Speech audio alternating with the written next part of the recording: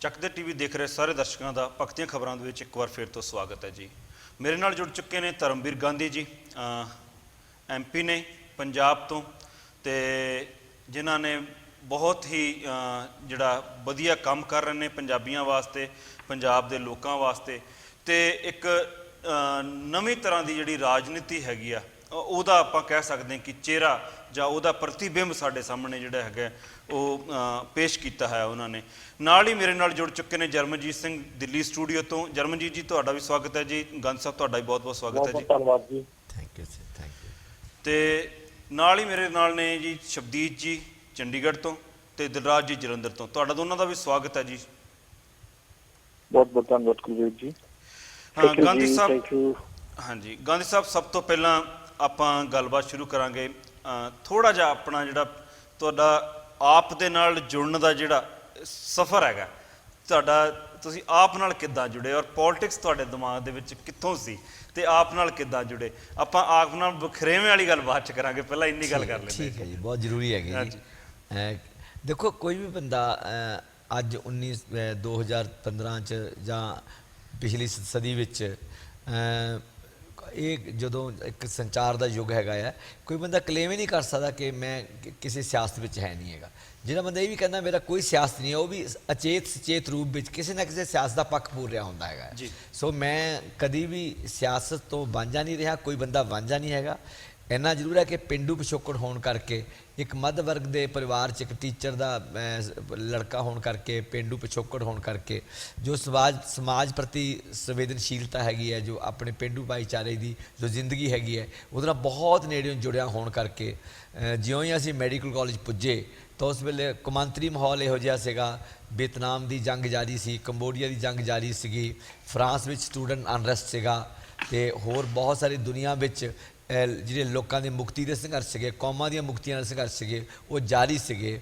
ਹਿੰਦੁਸਤਾਨ ਵਿੱਚ JP movement ਚੱਲ ਰਹੀ ਸੀਗੀ, ਹਿੰਦੁਸਤਾਨ 'ਚ ਵਿਦਿਆਰਥੀ ਲਹਿਰ ਚੱਲ ਰਹੀ ਸੀਗੀ, ਪੰਜਾਬ 'ਚ ਵਿਦਿਆਰਥੀ ਲਹਿਰ ਬਹੁਤ ਸਟਰੋਂਗ ਸੀਗੀ, ਆਲ ਇੰਡੀਆ ਰੇਲਵੇ ਸਟ੍ਰਾਈਕ ਹੋ ਰਹੀ ਸੀਗੀ। ਸੋ ਕੁੱਲ ਮਿਲਾ ਕੇ ਇੱਕ ਉਥਲ ਪੁਥਲ ਦਾ ਸਮਾਂ ਸੀਗਾ, ਜਿਸ ਵਿੱਚ ਸਾਡੇ ਵਰਗੇ ਨੌਜਵਾਨ ਜਿਹੜੇ ਪਿੰਡਾਂ 'ਚ ਗਏ ਸੀਗੇ, ਜਿਹੜੇ ਮੱਧ ਵਰਗ ਨਾਲ ਸੰਬੰਧ ਰੱਖਦੇ ਸੀਗੇ, ਜਿਨ੍ਹਾਂ ਨੂੰ ਕੁਝ ਦੁਨੀਆ ਨੂੰ ਜਾਣਨ ਸਮਝਣ ਪਰਖਣ ਦਾ ਮੌਕਾ ਮਿਲਿਆ ਸੀਗਾ, ਉਹਨਾਂ ਦਾ ਕੁਦਰਤੀ ਤੌਰ 'ਤੇ ਇੱਕ ਸਿਆਸਤ ਵੱਲ ਖਿੱਚੇ ਜਾਣਾ, ਮੁਲਕ ਦੀ ਭਲਾਈ ਵੱਲ ਜਾਂ ਇੱਕ ਸਮਾਜ ਦੀ ਭਲਾਈ ਵੱਲ ਖਿੱਚੇ ਜਾਣਾ, ਇਹ ਕੁਦਰਤੀ ਵਤਾਰਾ ਸੀਗਾ। ਅਤੇ ਮੈਂ ਉਸ ਵਿੱਚ ਸ਼ਾਮਲ ਹੋਇਆ, ਵਿਦਿਆਰਥੀ ਲਹਿਰ ਸ਼ਾਮਲ ਹੋਇਆ, ਅਤੇ ਜਿਸ ਦੇ ਸਿੱਟੇ ਵਜੋਂ ਜੋ ਜੇ ਤੁਸੀਂ ਮੇਰੇ ਕਹੋ ਕਿ ਮੇਰੀ ਪਹਿਲੀ ਐਕਟਿਵ ਪੋਲੀਟੀਕਲ ਜੋ ਸਰਗਰਮੀ ਸੀਗੀ, ਐਮਰਜੈਂਸੀ ਦੌਰਾਨ ਜੋ ਅਸੀਂ ਉੱਥੇ ਵਿਰੋਧ ਕੀਤਾ, ਜਦੋਂ ਸਾਰੇ ਦੇਸ਼ ਨੂੰ ਜੇਲ੍ਹ ਤਬਦੀਲ ਕਰ ਦਿੱਤਾ ਗਿਆ ਸੀ, ਲੋਕਾਂ ਦੇ ਜਮਹੂਰੀ ਹੱਕਾਂ ਨੂੰ ਵੱਡੀ ਪੱਧਰ 'ਤੇ ਛਾਂਗ ਦਿੱਤਾ ਗਿਆ ਸੀ, ਪ੍ਰੈਸ ਸੈਂਸਰਸ਼ਿਪ ਲਾ ਦਿੱਤੀ ਗਈ ਸੀਗੀ, ਜਿਹੜਾ ਕਿ ਹਿੰਦੁਸਤਾਨ ਦੀ ਇਤਿਹਾਸ ਵਿੱਚ ਆਜ਼ਾਦੀ ਤੋਂ ਬਾਅਦ ਸਭ ਤੋਂ ਵੱਡਾ ਜਮਹੂਰੀ ਹੱਕਾਂ 'ਤੇ ਹਮਲਾ ਸੀਗਾ। ਉਹਦਾ ਵਿਰੋਧ ਕਰਦਿਆਂ ਮੈਨੂੰ ਜੇਲ੍ਹ ਜਾਣਾ ਪਿਆ ਹੈਗਾ 1975 ਜੂਨ 'ਚ, ਅਤੇ ਜਿਹੜੀ ਕਿ ਜੇਲ੍ਹ 'ਤੇ ਜਾ ਕੇ ਕਾਫੀ ਵਿਦਿਆਰਥੀਆਂ ਨੇ ਵਿਰੋਧ ਕੀਤਾ। 2 ਮਹੀਨੇ ਜੇਲ੍ਹ ਤੋਂ ਬਾਅਦ ਮੈਨੂੰ ਸਰਕਾਰ ਨੂੰ ਮਜਬੂਰਨ ਛੱਡਣਾ ਪਿਆ ਸੀਗਾ। ਅਤੇ ਉਸ ਤੋਂ ਬਾਅਦ ਵੀ ਅਸੀਂ ਜਮਹੂਰੀ ਅਧਿਕਾਰ ਸਭਾ ਬਣਾਈ ਪੰਜਾਬ ਦੇ ਭਰ ਦੇ ਬੁੱਧੀਜੀਵੀ ਨੂੰ ਇਕੱਠੇ ਕਰਕੇ। ਉਸ ਤੋਂ ਬਾਅਦ ਜਿੱਥੇ ਵੀ ਕਿਤੇ ਔਰਤਾਂ ਦੇ ਹੱਕਾਂ 'ਤੇ, ਵਿਦਿਆਰਥੀਆਂ ਦੇ ਹੱਕਾਂ 'ਤੇ, ਕਿਸਾਨਾਂ ਦੇ, ਮਜ਼ਦੂਰਾਂ ਦੇ, ਘੱਟ ਗਿਣਤੀਆਂ ਦੇ ਜਾਂ ਮਤਲਬ ਦਲਿਤਾਂ ਦੇ ਅਧਿਕਾਰਾਂ 'ਤੇ ਜਦੋਂ ਵੀ ਹਮਲਾ ਹੁੰਦਾ ਸੀਗਾ ਤਾਂ ਮੈਂ ਸਦਾ ਹੀ ਮੋਰਲੀਆਂ ਸਭਾ 'ਚ ਹੋ ਕੇ ਉਹਦੀ ਨਾ ਸਿਰਫ ਉਹਦੇ ਅੱਗੇ ਹੋ ਕੇ ਲੜੇ ਹੈ, ਬਲਕਿ ਲਗਾਤਾਰ ਅਸੀਂ ਸੰਘਰਸ਼ਸ਼ੀਲ ਰਹੇ ਹੈਗੇ। 11-12-13 'ਚ ਜਦੋਂ ਹਿੰਦੁਸਤਾਨ 'ਚ ਇੱਕ ਨਵੀਂ ਰਾਜਨੀਤਿਕ ਊਰਜਾ ਪੈਦਾ ਹੋਈ, ਇੱਕ ਐਂ ਲੱਗਿਆ ਕਿ ਹਿੰਦੁਸਤਾਨ ਦੇ ਸਿਆਸੀ ਦ੍ਰਿਸ਼ ਪਟਲ 'ਤੇ, ਸਿਆਸੀ ਦ੍ਰਿਸ਼ 'ਤੇ ਇੱਕ ਨਵੇਂ ਸਾਫ ਸੁਥਰੀ ਇਮਾਨਦਾਰ ਰਾਜਨੀਤਿਕ ਸੂਰਜ ਉਹਦਾ ਹੋ ਰਿਹਾ ਹੈਗਾ ਆ। ਅਤੇ ਜਿਸ ਦੀਆਂ ਜੜ੍ਹਾਂ ਇਕੱਲੀਆਂ ਹਿੰਦੁਸਤਾਨ 'ਚ ਨਹੀਂ ਸੀਗੀਆਂ, ਇਸ ਦੀਆਂ ਜੜ੍ਹਾਂ ਕੌਮਾਂਤਰੀ ਜੋ ਪਿਛਲੇ 20-30 ਸਾਲਾਂ 'ਚ ਨਵੀਂ ਆਰਥਿਕ ਨੀਤੀ ਆਈ ਸੀਗੀ, ਜਿਹਨੂੰ ਆਪਾਂ ਨਿਊ ਵਰਲਡ ਇਕਨੋਮਿਕ ਆਰਡਰ ਕਹਿੰਦੇ ਹੈਗੇ ਹੈ, ਜਿਹਨੂੰ ਆਪਾਂ ਖੁੱਲ੍ਹੀ ਮੰਡੀ ਆਰਥਿਕਤਾ ਕਹਿੰਦੇ ਹੈਗੇ ਹੈ, ਜਿਹਨੂੰ ਆਪਾਂ ਗਲੋਬਲਾਈਜੇਸ਼ਨ ਸੰਸਾਰੀਕਰਨ ਦਾ ਪ੍ਰਕਿਰਿਆ ਕਹਿੰਦੇ ਹੈਗੇ ਹੈ, ਜਿਹਦੇ 'ਚ ਹਿੰਦੁਸਤਾਨ ਵੀ ਉਹਦੀ ਲਾਗੂ ਕੀਤੀ ਸਰਦਾਰ ਮਨਮੋਹਨ ਸਿੰਘ ਨੇ, ਮੋਂਟੇਕ ਸਿੰਘ ਆਹਲੂਵਾਲੀਆ ਅਤੇ ਪੀ ਚਿਦੰਬਰਮ ਉਹਦੇ ਮਤਲਬ ਇੱਕ ਸ਼ੁਰੂਆਤੀ ਦੌਰ ਵਿੱਚ ਉਹਨਾਂ ਦੇ ਉਹ ਵਾਹਕ ਬਣੇ ਨੇ ਉਸ ਰਾਜਨੀਤੀ ਦਾ।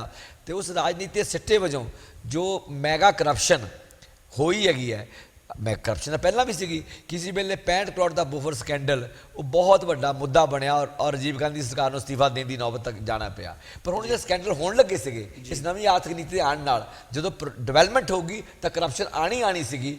ਉਹਨੇ ਮਿਡਲ ਕਲਾਸ ਨੂੰ ਜੋ ਇੱਕ ਝੰਜੋੜਿਆ, ਅਤੇ ਉਸ ਦੇ ਸਿੱਟੇ ਵਜੋਂ ਹਿੰਦੁਸਤਾਨ ਵਿੱਚ ਨਹੀਂ ਤਹਿਰੀਰ ਸਕੇਅਰ ਜਿਹੜੀ ਕਿ ਮਤਲਬ ਜਿਹਨੂੰ ਅਰਬ ਸਪਰਿੰਗ ਦਾ ਨਾਂ ਦਿੰਦੇ ਆ, ਚਾਹੇ ਉਹ ਆਕੂਪਾਈ ਵਾਲ ਸਟਰੀਟ ਸੀਗੀ, ਚਾਹੇ ਉਹ ਜੰਤਰ ਮੰਤਰ ਸੀਗਾ, ਇਹ ਸਾਰਾ ਕੌਮਾਂਤਰੀ ਵਰਤਾਰਾ ਸੀਗਾ ਜਿਹਦਾ ਬੜਾ ਨੇੜੋਂ ਜੁੜਿਆ ਹੋਇਆ ਸੀਗਾ। ਚਾਹੇ ਸਿੱਧੇ ਲਿੰਕ ਨਹੀਂ ਸੀਗੇ, ਪਰ ਇੱਕ ਅਨਰਸ ਸੀ ਦੁਨੀਆ 'ਚ ਉਸ ਨਵੇਂ ਵਰਲਡ ਇਕਨੋਮਿਕ ਆਰਡਰ ਦੇ ਖਿਲਾਫ, ਜਿਸ ਦੀ ਕਿ ਭ੍ਰਸ਼ਟਾਚਾਰ ਚਰਮ ਸੀਮਾ ਤੇ ਪਹੁੰਚੀ ਸੀਗੀ।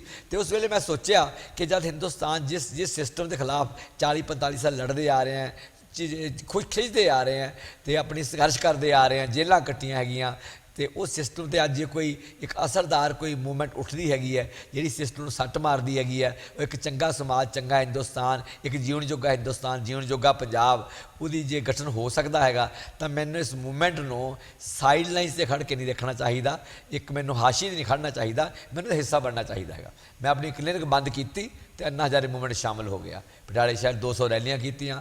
ਮਹਾਰਾਜਾ ਸਾਹਿਬ ਜਿਹੜੇ ਉਸ ਵੇਲੇ ਰਾਜਨੀਤੀ ਸਤੰਭ ਸੀਗੇ, ਜਦੋਂ ਕਾਲ ਆਈ ਕਿ ਇਹਨਾਂ ਨੂੰ ਘੇਰੋ ਤਾਂ ਉਹ ਵੀ ਘੇਰੇ ਹੈਗੇ ਆ। ਤੇ ਉਸ ਵੇਲੇ ਮੈਂ ਅੰਨਾ ਹਜ਼ਾਰੇ ਸੰਘਰਸ਼ ਕਮੇਟੀ ਦਾ ਪਟਿਆਲੇ ਦਾ ਚੇਅਰਮੈਨ ਬਣਿਆ ਹੈਗਾ। ਤੇ ਜਦੋਂ ਆਮ ਆਦਮੀ ਪਾਰਟੀ ਦਾ ਗਠਨ ਹੋਇਆ, ਜਦੋਂ ਸਵਾਲ ਖੜਾ ਹੋ ਗਿਆ ਕਿ ਬਈ ਮੂਵਮੈਂਟ ਨਹੀਂ, ਇੱਕ ਸਿਆਸੀ ਪਾਰਟੀ ਦੀ ਲੋੜ ਹੈਗੀ ਹੈ, ਜੇ ਰਾਜਨੀਤਿਕ ਪਿੜ ਵਿੱਚ ਇਹਨਾਂ ਜਿਹੜੀ ਰਵਾਇਤੀ ਪਾਰਟੀਆਂ ਨੇ ਇਹਨਾਂ ਨੂੰ ਠਿੱਬੀ ਲਾਣੀ ਜਾਂ ਇਹਨਾਂ ਨੂੰ ਭਜਾਉਣਾ ਹੈਗਾ ਹੈ, ਤਾਂ ਮੈਂ ਆਰਾਮ ਨਾਲ ਬਿਨਾਂ ਕਿਸੇ ਬਹੁਤੇ ਸੋਚੇ ਵਿਚਾਰਿਆਂ ਅਰਵਿੰਦ ਕੇਜਰੀਵਾਲ ਦੀ ਰਾਜਨੀਤਿਕ ਪਾਰਟੀ ਸ਼ਾਮਿਲ ਹੋ ਗਿਆ। ਪਰ ਮੇਰੇ ਵਾਸਤੇ ਮੈਂ ਥੋੜ੍ਹਾ ਟਾਈਮ ਦਿਓਗੇ ਤੁਸੀਂ? ਜੀ ਨਹੀਂ, ਬਿਲਕੁਲ ਬਿਲਕੁਲ। ਅਜੇ ਵੀ ਇਹ ਮੂਵਮੈਂਟ ਸੀਗੀ ਜੀ, ਮੂਵਮੈਂਟ ਸੀਗੀ ਤੇ ਹੁਣ ਵੀ ਇਹ ਮੂਵਮੈਂਟ ਹੈਗੀ ਹੈ। ਇਹ ਜੇ ਪਾਰਟੀ ਬਣੀ ਹੋਈ ਨਹੀਂ ਹੈਗੀ ਹੈ, ਇਹਨੂੰ ਪਾਰਟੀ ਕਹਿਣ ਲੱਗ ਪਏ ਹੈ। ਪਾਰਟੀ ਦਾ ਮਤਲਬ ਹੁੰਦਾ ਹੈਗਾ ਕਿ ਇੱਕ ਤੁਹਾਡਾ ਇਕਨੋਮਿਕ ਪ੍ਰੋਗਰਾਮ ਹੈ, ਇੱਕ ਤੁਹਾਡਾ ਸੋਸ਼ਲ ਏਜੰਡਾ ਹੈਗਾ ਹੈ, ਇੱਕ ਤੁਹਾਡਾ ਫੋਰਨ ਪਾਲਿਸੀ ਹੈ, ਇੱਕ ਤੁਹਾਡੀ ਪਾਕਿਸਤਾਨ ਬਾਰੇ ਕੀ ਪਾਲਿਸੀ ਹੈ, ਤੁਹਾਡੀ ਨਕਸਲ ਸਮੱਸਿਆ ਬਾਰੇ ਕੀ ਪ੍ਰੋਬਲਮ ਹੈ, ਤੁਹਾਡੀ ਕਸ਼ਮੀਰ ਬਾਰੇ ਕੀ ਤੁਹਾਡੀ ਪਾਲਿਸੀ ਹੈ, ਤੁਹਾਡੀ ਨਾਰਥ ਈਸਟ ਬਾਰੇ, ਉੱਤਰ ਪੂਰਬ ਰਾਜਾਂ ਬਾਰੇ ਜਿਹੜੀ ਇਨਸਰਜੈਂਸੀ ਚੱਲ ਰਹੀ ਹੈ ਉਹਦੇ ਬਾਰੇ ਕੀ ਪ੍ਰੋਬਲਮ, ਤੁਹਾਡੀ ਰੈਜ਼ੋਲੂਸ਼ਨ ਬਾਰੇ ਕੀ ਪਾਲਿਸੀ ਹੈਗੀ ਹੈ। ਜਿਹਦੀ ਨਿਗਾਹ ਮਾਰੋਗੇ ਤੁਹਾਨੂੰ ਲੱਗੂਗਾ ਕਿ ਇਹ ਸਾਰਾ ਕੁਛ ਅਜੇ ਆਮ ਆਦਮੀ ਪਾਰਟੀ ਦੇ ਇੱਕ ਫਾਰਮੂਲੇਟਡ ਫਾਰਮ 'ਚ ਕੋਈ ਵੀ ਤਰ੍ਹਾਂ ਦੀ ਪ੍ਰੋਗਰਾਮ ਆਮ ਆਦਮੀ ਪਾਰਟੀ ਕੋਲ ਨਹੀਂ ਹੈਗਾ। ਇੱਕ ਪ੍ਰਕਿਰਿਆ ਚੱਲਣੀ ਸੀਗੀ, ਜਿਸ ਪ੍ਰਕਿਰਿਆ ਤਹਿਤ ਇੱਕ ਜਮਹੂਰੀ ਢੰਗ ਤਰੀਕੇ ਨਾਲ ਅਲੱਗ-ਅਲੱਗ ਵਿਚਾਰਾਂ ਦੇ ਲੋਕ ਜੋ ਆਮ ਆਦਮੀ ਪਾਰਟੀ ਸ਼ਾਮਲ ਹੋਏ ਸੀਗੇ, ਉਹਨਾਂ ਦੇ ਆਪਸੀ ਵਿਚਾਰ ਵਟਾਂਦਰੇ ਰਾਹੀਂ ਮਤਭੇਦਾਂ ਦੇ ਚੱਲਦਿਆਂ ਵੀ ਗੰਭੀਰ ਇੱਕ ਪ੍ਰੋਗਰਾਮ ਉਲੀਕਿਆ ਜਾਣਾ ਸੀ ਜਿਹਨੇ ਸਾਰੇ ਹਿੰਦੁਸਤਾਨ ਨੂੰ ਇੱਕ ਦਿਸ਼ਾ ਨਿਰਦੇਸ਼ ਦੇਣੀ ਸੀ ਔਰ ਹਿੰਦੁਸਤਾਨ ਦੀ ਰਾਜਨੀਤਿਕ ਦਿਸ਼ਾ ਤੈਅ ਕਰਨੀ ਸੀਗੀ। ਉਸ ਲਹਿਰ ਤੋਂ ਜੋ ਪਾਰਟੀ ਬਣਨ ਦੀ ਪ੍ਰਕਿਰਿਆ ਸੀਗੀ, ਉਸ ਪ੍ਰਕਿਰਿਆ ਦੌਰਾਨ ਜਿਹੜੀ ਵਖਰੇਵੇਂ ਪੈਦਾ ਹੋਏ ਹੈ, ਬਣਦਾ ਇਹ ਸੀ ਕਿ ਉਹਨਾਂ ਵਖਰੇਵਿਆਂ ਨੂੰ ਬਣਦਾ ਥਾਂ ਦਿੱਤਾ ਜਾਂਦਾ। ਜਿਹੜਾ ਪੋਲੀਟੀਕਲ ਡਾਈਸੈਂਟ ਹੈਗੀ ਹੈ ਆਈਡੀਓਲੋਜੀ, ਉਹ ਡਾਈਸੈਂਟ ਨੂੰ ਐਡਜਸਟ ਕੀਤਾ ਜਾਂਦਾ, ਡੈਮੋਕ੍ਰੈਟਿਕ ਸਪੇਸ ਦਿੱਤਾ ਜਾਂਦਾ। ਉਸ ਦੇ ਉਲਟ ਉਹ ਜਿਹੜੀ ਪ੍ਰਕਿਰਿਆ ਸੀਗਾ ਉਸ ਢੰਗ ਨਾਲ ਨਹੀਂ ਚੱਲੀ ਜਿਸ ਢੰਗ ਨਾਲ ਆਸ ਸੀਗੀ, ਜਿਸ ਕਰਕੇ ਅੱਜ ਵੀ ਇਹ ਪਾਰਟੀ ਜੇ ਪੰਜਾਬ 'ਚ ਇਲੈਕਸ਼ਨ ਲੜ ਰਹੀ ਹੈ ਤਾਂ ਮੈਂ ਅਜੇ ਵੀ ਇਹਨੂੰ ਮੂਵਮੈਂਟ ਇਹ ਕਹਿਣਾ ਹੈਗਾ ਹੈ ਕਿ ਜਿਹੜੀ ਮੂਵਮੈਂਟ ਦੀ ਸੌਫਟ ਕਾਪੀ ਹੈਗੀ ਹੈ ਕਿ ਫਾਰ ਐਗਜ਼ਾਮਪਲ ਮਿਸ਼ਨ 2017 ਹੈਗਾ। ਮਿਸ਼ਨ 2017 ਮੇਰੇ ਵਾਸਤੇ ਹੈ ਕਿ ਬਾਦਲ ਹਟਾਣੇ ਹੈਗੇ ਆ। ਬਾਦਲ ਹਟਾ ਕੇ ਕਰਨਾ ਕੀ ਹੈਗਾ ਹੈ? ਬਾਦਲ ਨੂੰ ਲਾ ਕੇ ਜਾਂ ਬਾਦਲ ਸਰਕਾਰ ਨੂੰ ਉਤਾਰ ਕੇ ਆਰਥਿਕ ਨੀਤੀ ਕੀ ਹੋਊਗੀ, ਸਮਾਜਿਕ ਸੋਸ਼ਲ ਏਜੰਡਾ ਕੀ ਹੋਊਗਾ, ਦਲਿਤਾਂ ਬਾਰੇ ਕੀ ਹੋਊਗਾ, ਸਾਡੀ ਫੋਰਨ ਪਾਲਿਸੀ ਕੀ ਹੋਊਗੀ, ਸਾਡੀ ਪਾਕਿਸਤਾਨ ਬਾਰੇ ਕੀ ਪ੍ਰੋਬਲਮ, ਪਾਕਿਸਤਾਨੀ ਪੰਜਾਬ ਬਾਰੇ ਕੀ ਪ੍ਰੋਬਲਮ ਸਾਡੀ ਪਾਲਿਸੀ ਹੋਊਗੀ, ਜਾਂ ਨਸ਼ੇ ਆਪਾਂ ਕਿਵੇਂ ਛਡਾਵਾਂਗੇ, ਗੈਂਗ ਨੂੰ ਕਿਵੇਂ, ਜਿਹੜਾ ਮਾਫੀਆ ਹੈਗਾ ਕਿਵੇਂ ਖਤਮ ਕਰਾਂਗੇ।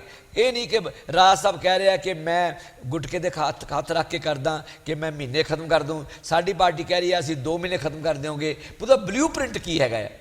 ਸੋ ਉਹ ਤੇ ਅਸੀਂ ਕੁਛ ਕੰਮ ਕੀਤਾ ਹੈਗਾ ਹੈ। ਮੈਂ ਤਾਂ ਕਦੀ ਆਇਆ ਨਹੀਂ ਸੀ, ਕੈਨੇਡਾ ਮੇਰੀ ਪਹਿਲੀ ਫੇਰੀ ਹੈਗੀ ਹੈ। ਸੋ ਜਦੋਂ ਮੈਨੂੰ ਲੱਗਿਆ ਕਿ ਮੇਰੇ ਕੋਲ ਵੱਖਰਾ ਕੁਛ ਕਹਿਣ ਨੂੰ ਹੈਗਾ ਹੈ ਜਾਂ ਮੇਰੇ ਕੋਲ ਕੋਈ ਬਲੂ ਪ੍ਰਿੰਟ ਹੈਗਾ ਪੰਜਾਬ ਦੇ ਮਸਲਿਆਂ ਦਾ, ਕਿਉਂਕਿ ਅਸੀਂ ਦੇਖਿਆ ਕਿ ਤਲਵੰਡੀ ਸਾਬੋ ਦੀ ਕਾਨਫਰੰਸ ਵਿੱਚ ਸਾਰੀਆਂ ਪਾਰਟੀਆਂ ਨੇ ਜੁਮਲੇਬਾਜ਼ੀ ਕੀਤੀ ਹੈ, ਇੱਕ ਦੂਸ਼ਣਬਾਜ਼ੀ ਕੀਤੀ ਹੈ, ਤੋਹਮਤਬਾਜ਼ੀ ਕੀਤੀ ਹੈ, ਗਾਲਾਂ ਕੱਢੀਆਂ ਇੱਕ ਦੂਜੇ ਨੂੰ।